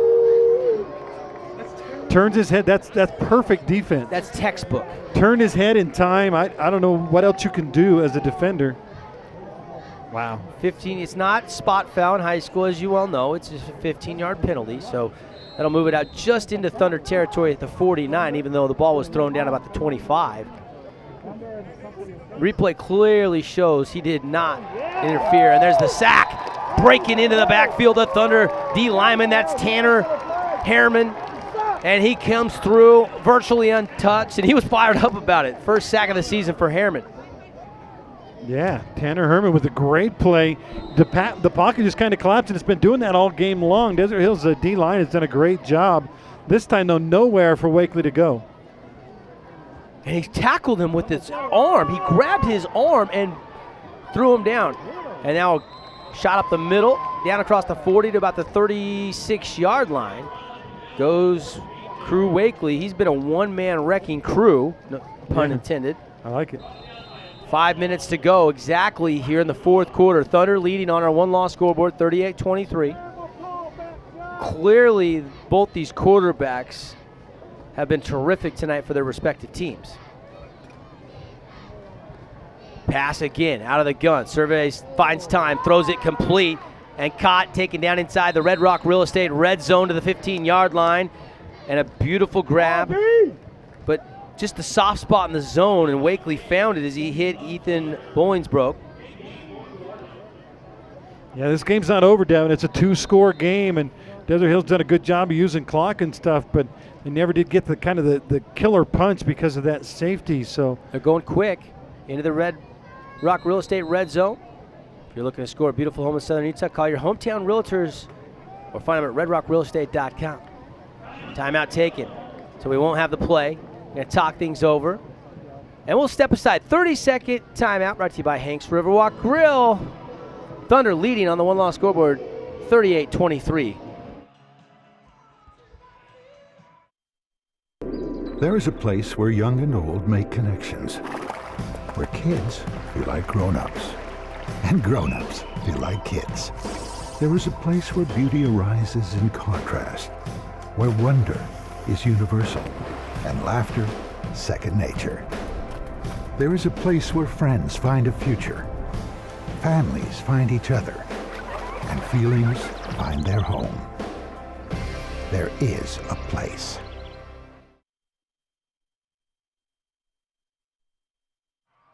Back live, Devin Dixon, Andy Griffin with you, 4:27 to go. Do have a quick Hearst Ace Hardware update. Dixie Flyers, Springville holds them on fourth down. They take over at their own 43, 3:17 to go. Flyers have a 7-point lead. Whew. Might be a 2-point conversion finish. Canyon View Cedar have lost tonight. Snow Canyon Hurricane have already won. We'll have more on the Region 9 wrap-up show after our Johnson Pediatric Dentistry post-game show. And there's a throw over the middle, and it's in the open, and he busts across the goal line. Touchdown. Beat Diggers have striked, and it's a one-possession game. And now do you go for two now? No. You kick it down. Let it all come down to the last moment, right? Yeah, the book would say kick it, make it a one-possession game. Because if you don't get this now, game's over. Yeah. Is it too early to start thinking about an onside kick? 4:21 to go. Thunder had a quick 3-and-out, had a really crucial drop, and then the punt went through the end zone for the safety, and now this drive has got a little swing in the momentum here late in the fourth quarter. Can't miss this extra point either. That would be costly. That would be a killer. Snap's good, holds good, kick is away, and it is up and through. 8-point game, 38-30, 4:21 to go. And that was a blown coverage over the middle on the Crew Wakely touchdown pass. Was that to Hink? I didn't catch the number. Number 8. That was 8? Okay, that was Hennings. Noah Hennings with the touchdown reception. Want to pass that along for any of our Jordan Beat Digger fans listening on. Right, must be Noah night, huh? Noah Hennings with the TD catch. Wakely, we had him at 123 rushing, and with that, what was it, a 14-yard TD pass, 197 passing. That's his second passing TD. He has 2 rushing TDs. It has been the Crew Wakely show. So he's way over 350, almost 400 yards of total offense, is he not? And Sewell's got to be over 400 yards of offense himself as well. Just almost, not quite. The 2 quarterbacks have put on a show for us tonight. We knew about Wakely. We didn't know about Sewell. It's been a coming out party of sorts for Noah Sewell, the sophomore. Yeah, we expected the Wakely. Surprised by Noah. The running back guy slips and falls. Yeah, and that was Jaron Polu with the return. You mentioned it earlier. They did lose all their return guys from last year. Guys like Logan Hokinson lost to graduation. Marco Jordan. We've seen some pretty decent returns in this game. No, the Thunder have had, both teams have had some pretty good field position. Yeah. Kicking game's been solid for both teams in the punting department. It's only the bad snap there that kind of cost the Thunder the safety, but that's been the only miscue they've had. 4:14 to go. Thunder just need to chew some clock. Need about 2 or 3 first downs. Beat Diggers, I think, only have 1 timeout left. Here's Bo Barbin, little spin move, and he's going to get it out across the 32, almost to the 33-yard line, and a pickup of about 5 yards on first down. That'll do the trick. 5 yards at a time, and he'll be in good shape here down the stretch.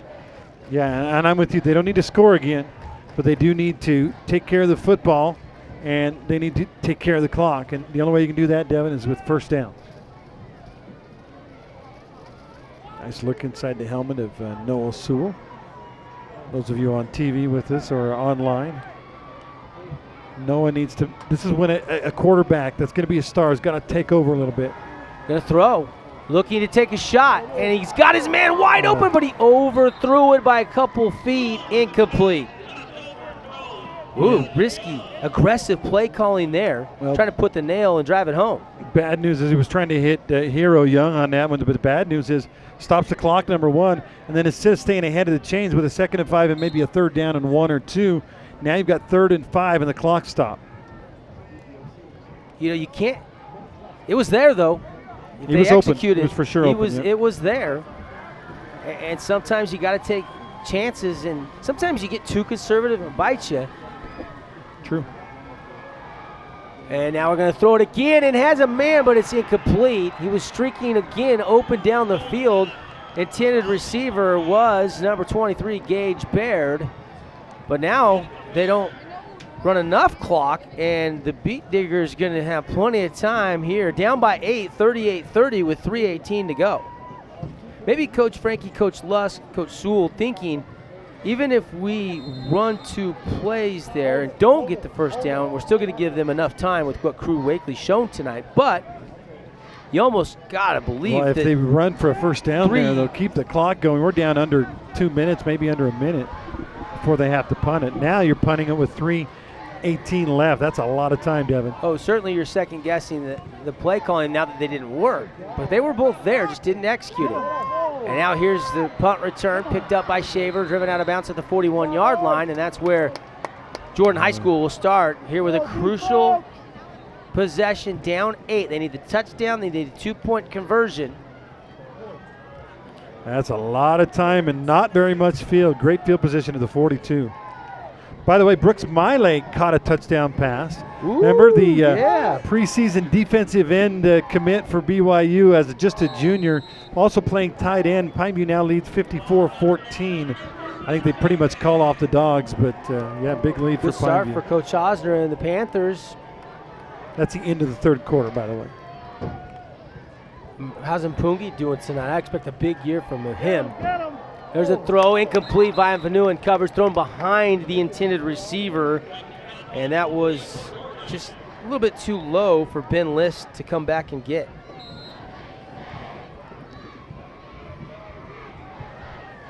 So now the clock does stop, 3:03 to go, second down and 10.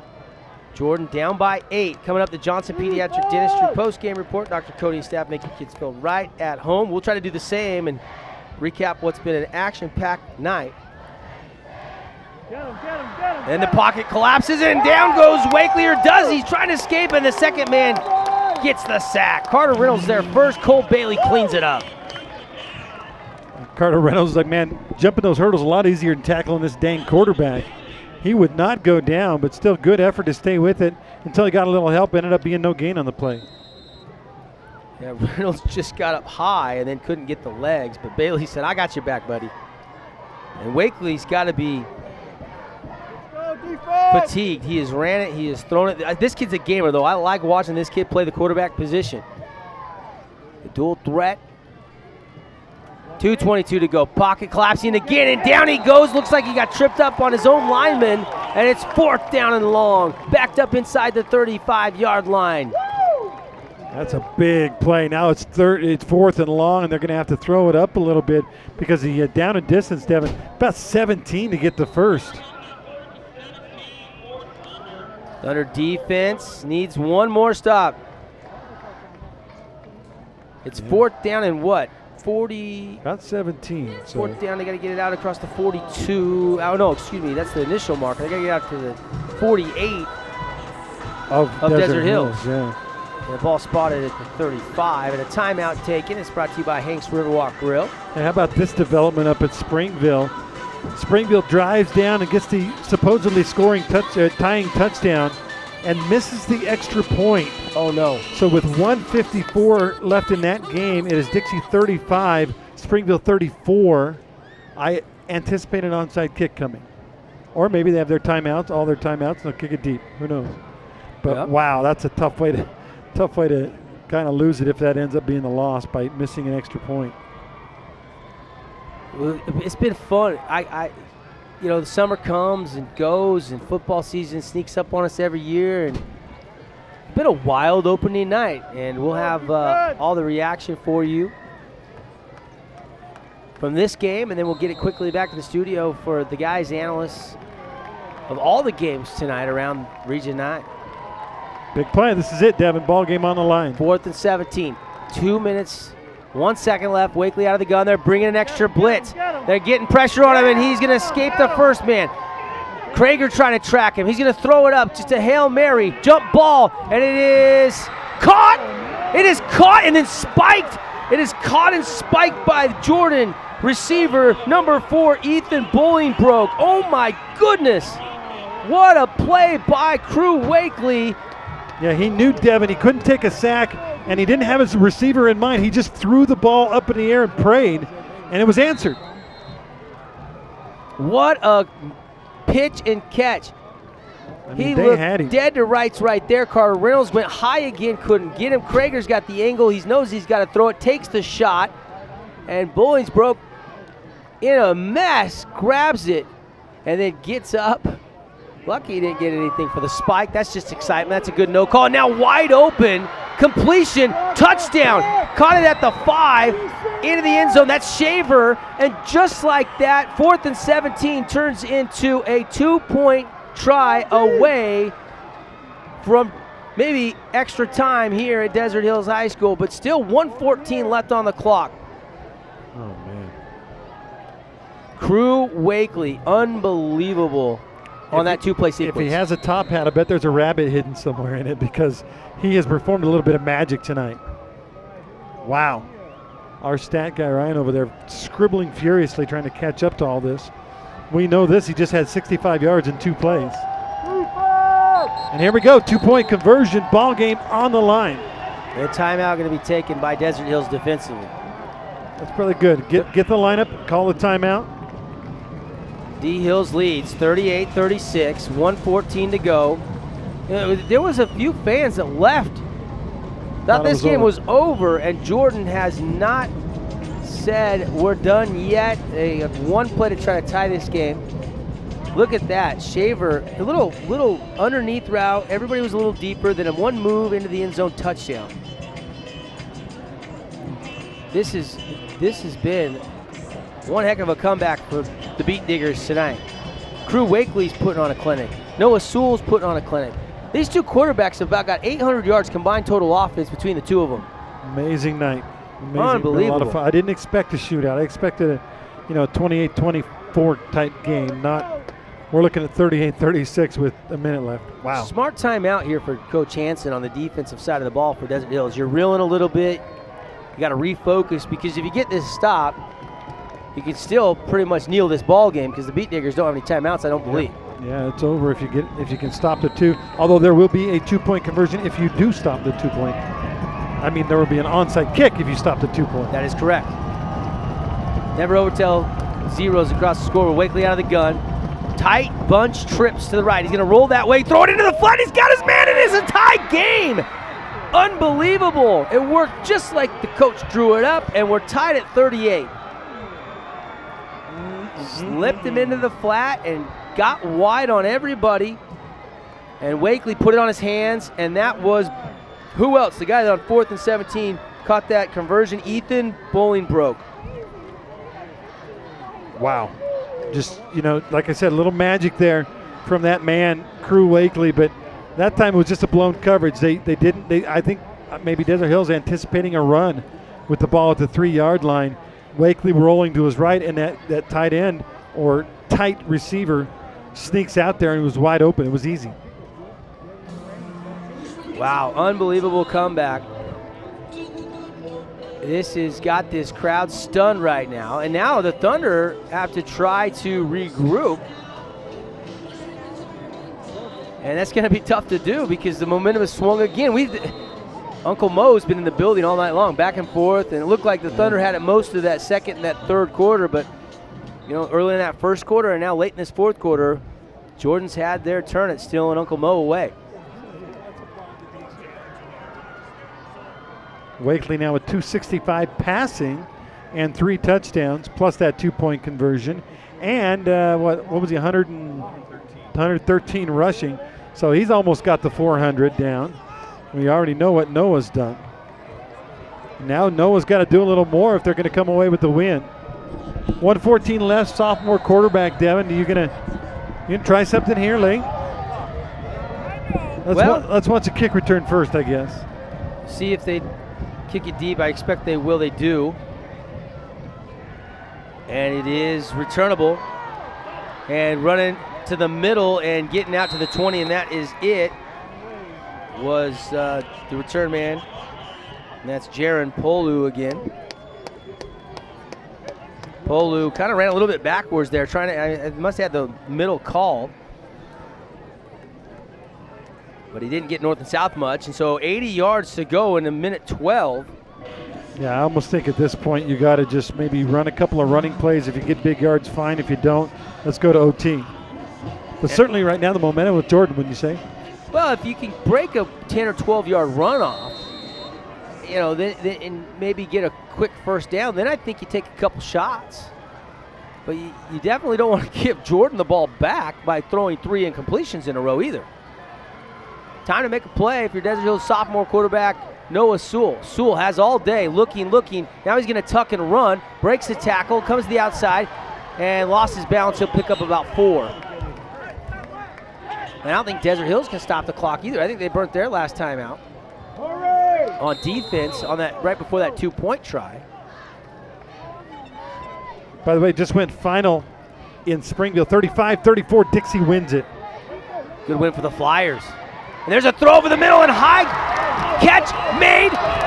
Guess who? Gavin Young. Hero Young with the grab. To the 44 of Jordan High School. And the Thunder have new life and a new set of downs, but they got to hurry. They'll stop it while they set the chains. Once they set the chains and the ball, 38 seconds, clock's ticking, they spike it.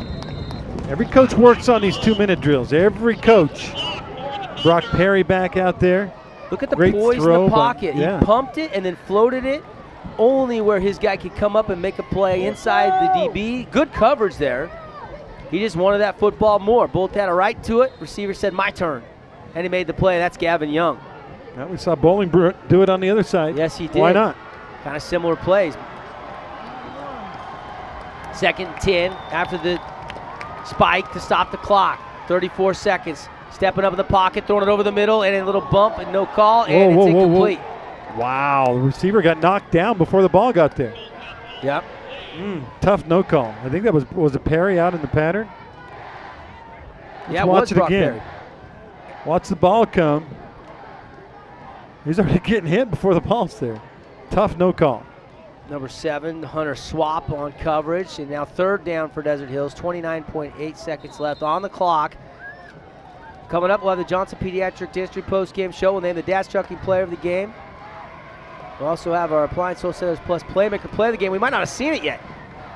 There's an out route complete, hitting Young. Young stops the clock at the 38 of Jordan High School.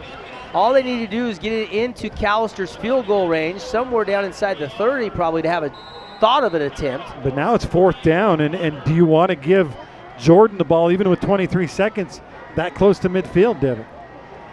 Well, if you run it, you got to be quick to spike it to have a shot or two at the end zone with no timeouts left. Panay Sewell, they run it off him on the right side. Noah's going to look to throw. Looking to take a shot. He fires it downfield and incomplete. And no flags fly. A little bump, but not enough to draw the flag. And that will be a turnover on downs. And the drive stalls out. And now the Thunder defense has got to stop Jordan for 2 or 3 plays. 15.7 seconds left in this game, tied at 38.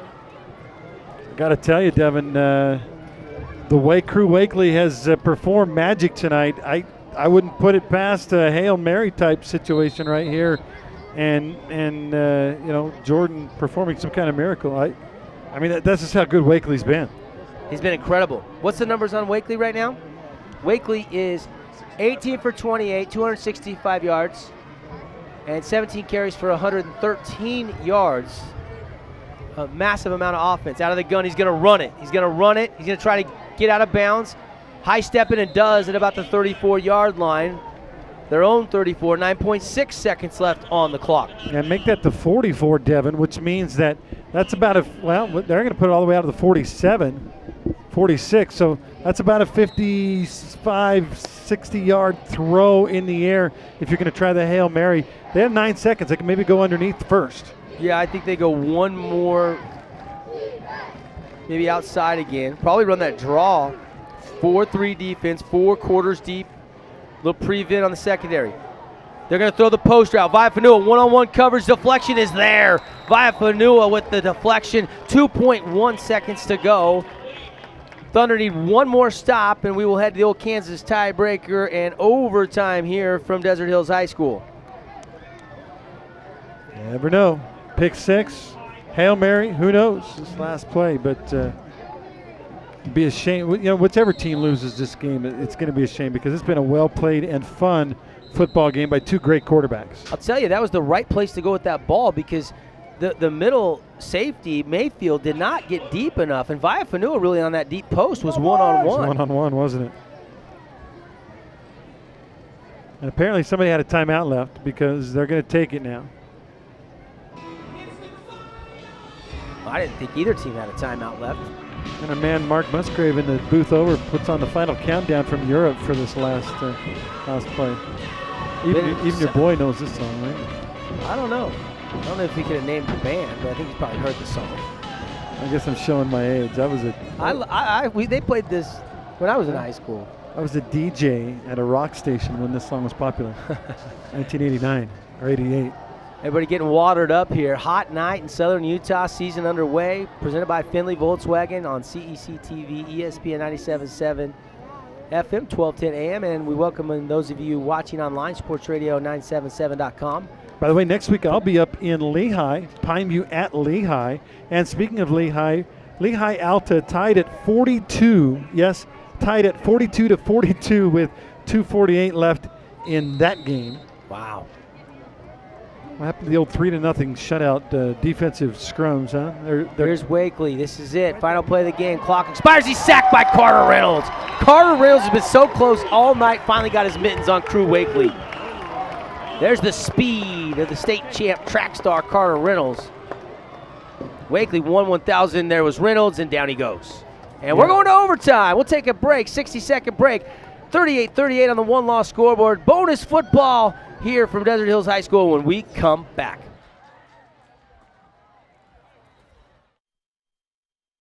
Okay, so we drowned the fire. Yep. Stirred it. Drowned it again. And now just feel if it's cold. Yeah. Cool.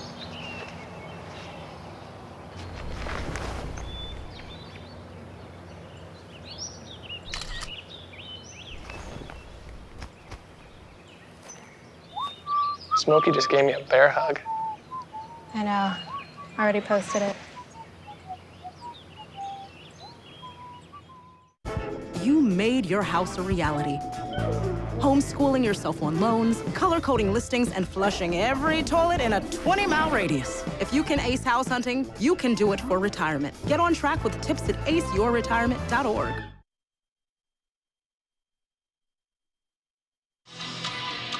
Welcome back. Devin Dixon, Andy Griffin with you. Overtime. Well, a lot of Region 9 games are in the books. Snow Canyon beating Uinta tonight. Pineview hasn't went final yet, but about to, as they're all over Green Canyon, that new school up there in North Logan. Dixie winning by a point. Springville looked to tie it up, but they missed the PAT. Dixie ran out the clock, and they win. A little revenge from last year for the Flyers. Cedar falls to Provo. Canyonview falls to Beaver tonight. Snow Canyon all over Uinta. Yeah, Hurricane was whooping up on Mountain View, so it should be a 5-2 night if Desert Hills can pull this game out right here.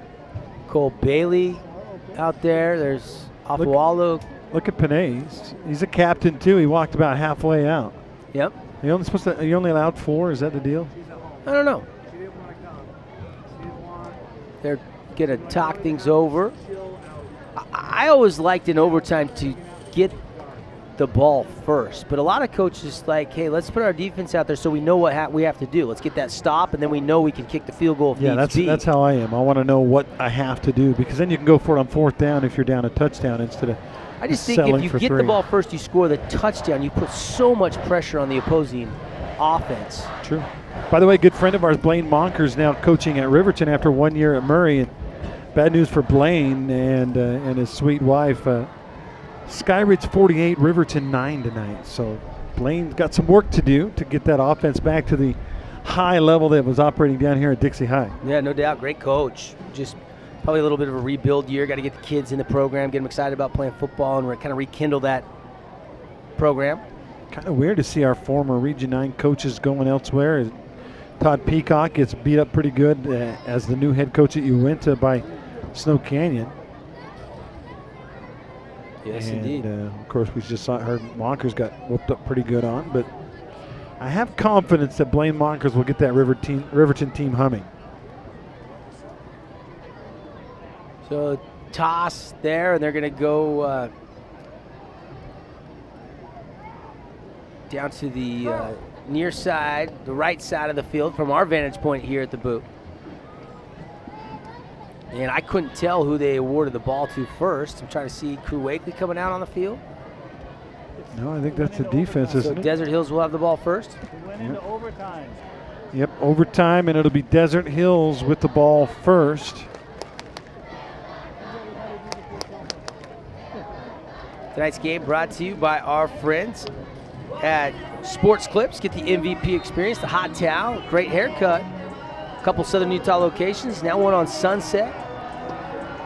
Red Cliffs, or not Red Cliffs, but right next to Dick's Sporting Goods. 38-38, no need for the clock. Overtime, first play for the sophomore, Noah Sewell, out of the gun. Hand off. Brock Perry turns it upfield, has a little crease, down inside the 10 with a spin move. And tackled after the spin move immediately right at the 10-yard line, but a 15-yard pickup. I've started a new page in my notebook here, but a great run by Brock Perry. Remember, he got dinged up early in the game and actually sat out a couple of series on offense, but he's back and he looks just as good as he did when he left. Great run, 15 yards, and he's up to 92 now in the game. So Brock might get his 100 yards here in overtime. And here is Sewell. Trips to the near side. They're going to run it to the weak side, and he's going to sidestep one man, go into the end zone, touchdown, Thunderstrike first. Wow. And they put the pressure on Wakely with a quick score. 2 plays, 25 yards, and Sewell with his 5th rushing touchdown of the night. After, really you're prophetic there. Put the pressure on the other team, score quickly, but it's weird because it didn't seem like Desert Hills offense could do much in the 4th quarter, and it's like the faucet turned off, and then they just reached down and turned it back on, and boom, 2 plays, touchdown. 5th rushing TD, and it's in overtime. You have him on your fantasy team, Devin? No. Because that'd be a good play right there. 44-38. PAT would make it 45-38. We got to get his rushing numbers here in a second. Kick is up. It's blocked. The PAT was low, Oh, no. and it might have even hit a helmet there. I don't know if it was necessarily blocked with a hand, but that's a costly missed extra point. Callister just kicked it low, and it was the hand that went up high and blocked that kick. And it's 44-38. By the way, Noah Sewell, update on his stats. 18 carries, 197 yards. And yeah, you said it, 5 scores, 5 touchdowns for the sophomore. How many yards?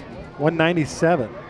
Wow. He might have to get more if they're going to win this game. Depends on what happens now. As the crowd, the offense that just came off the field saying, let's go, people. Cheer us on. Brock Perry sporting the beard, the hunting beard. He won't do any hunting. He's going to do a lot of running. Here's Jordan and crew Wakely, twins to either side. Handoff, Shaver, stuffed. Carter Reynolds caved, Cole Bailey caved, middle held firm. No gain, maybe half a yard on the forward progress, that's it. That's about right. But he might have gotten 24 inches instead of half, but that's it. Good defense. 6-point lead. Costly missed PAT, but can the defense make it void? Wakely gonna throw. Looks like he's gonna take a shot. Little wheel route. Coverage is there, and it is caught by Bowlingsbroke. He did it again. The same kid that caught the 4th and 17, caught the touchdown to tie it. Unbelievable hands on the wheel route. You could see the inside receiver belly out and then go up to the fade, and look at the throw, pinpoint precision. Yeah, good replay here. And, actually not bad coverage again, but these young DBs have got to remember, you shouldn't try to intercept everything. Just put one hand up there and tip it away. That's kind of what happened on that 4th down play in the 4th quarter. And now the kick to win it for Jordan High School and finish off what would be a tremendous comeback. They trailed at one point by 17 twice. Timeout Desert Hills. They're going to freeze the kicker. Yeah, ice the kicker. How tough is Emily Blumel, the kicker, the female kicker for the Desert Hills Thunder? How mentally tough is she? Got a Hanks Riverwalk Grill timeout. Hanks invites you to take a timeout, lunch, dinner, breakfast. They're inside Sun River Golf Club. I want to make a point here. I don't know Emily. I've never met her. I saw her in warm-ups last year. I saw her in warm-ups this year, but I was too chicken to go up and talk to her because I thought, well, is she even going to play? But obviously, starting kicker 2 years straight now for a 5A school, and she can win the game right now with a ball that will split those uprights. Otherwise, we'll do it again. Wakely finds Bolingbroke. And now the kick out of the timeout. PAT to win it. A lot of kickers like the ice. They like to take a little more time and get a little more prepared. They're not rushed. We'll see if Emily liked it. Here we go. And the hold is good. It is away, and it is up, and it is true. And Emily has beaten Desert Hills with a PAT. Final score 45-44. Wow. Wow is right. Just unbelievable game. Unbelievable comeback by Jordan. It all started with that snap that went through the end zone for 2 points, made it possible for them to make this comeback. Comeback would have never happened without that safety. Let's take a quick 2-minute timeout. We come back to Johnson Pediatric postgame show. Final stats from Wilkinson's. We'll head out to Dash Trucking, AWP, Jimmy John's awards in our post-game show, and then Region 9 wrap-up show coming your way from the studios here on ESPN Radio. Stick around. We'll have some highlights from our CEC TV crew after this 60-second timeout.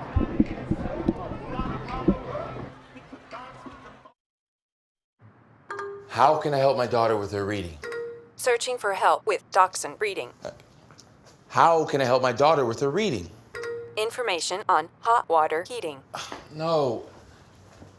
Sarah's bright, but when she's reading, she has trouble sounding out the words. World music, playing track now. No. Let me try. Our daughter gets confused about which details in a story are important. Which paper towels are most absorbent? What? Here are 5 product reviews. Why are you not getting me? See, I told you. Wait, I was trying to show you how Sarah feels every day. Frustrating, isn't it? Redirecting to understood.org. For the 1 in 5 kids with learning and attention issues, this is what life can feel like. Explore understood.org, a free online resource about learning and attention issues, designed to help your child thrive in school and in life. Understood.org, because understanding is everything.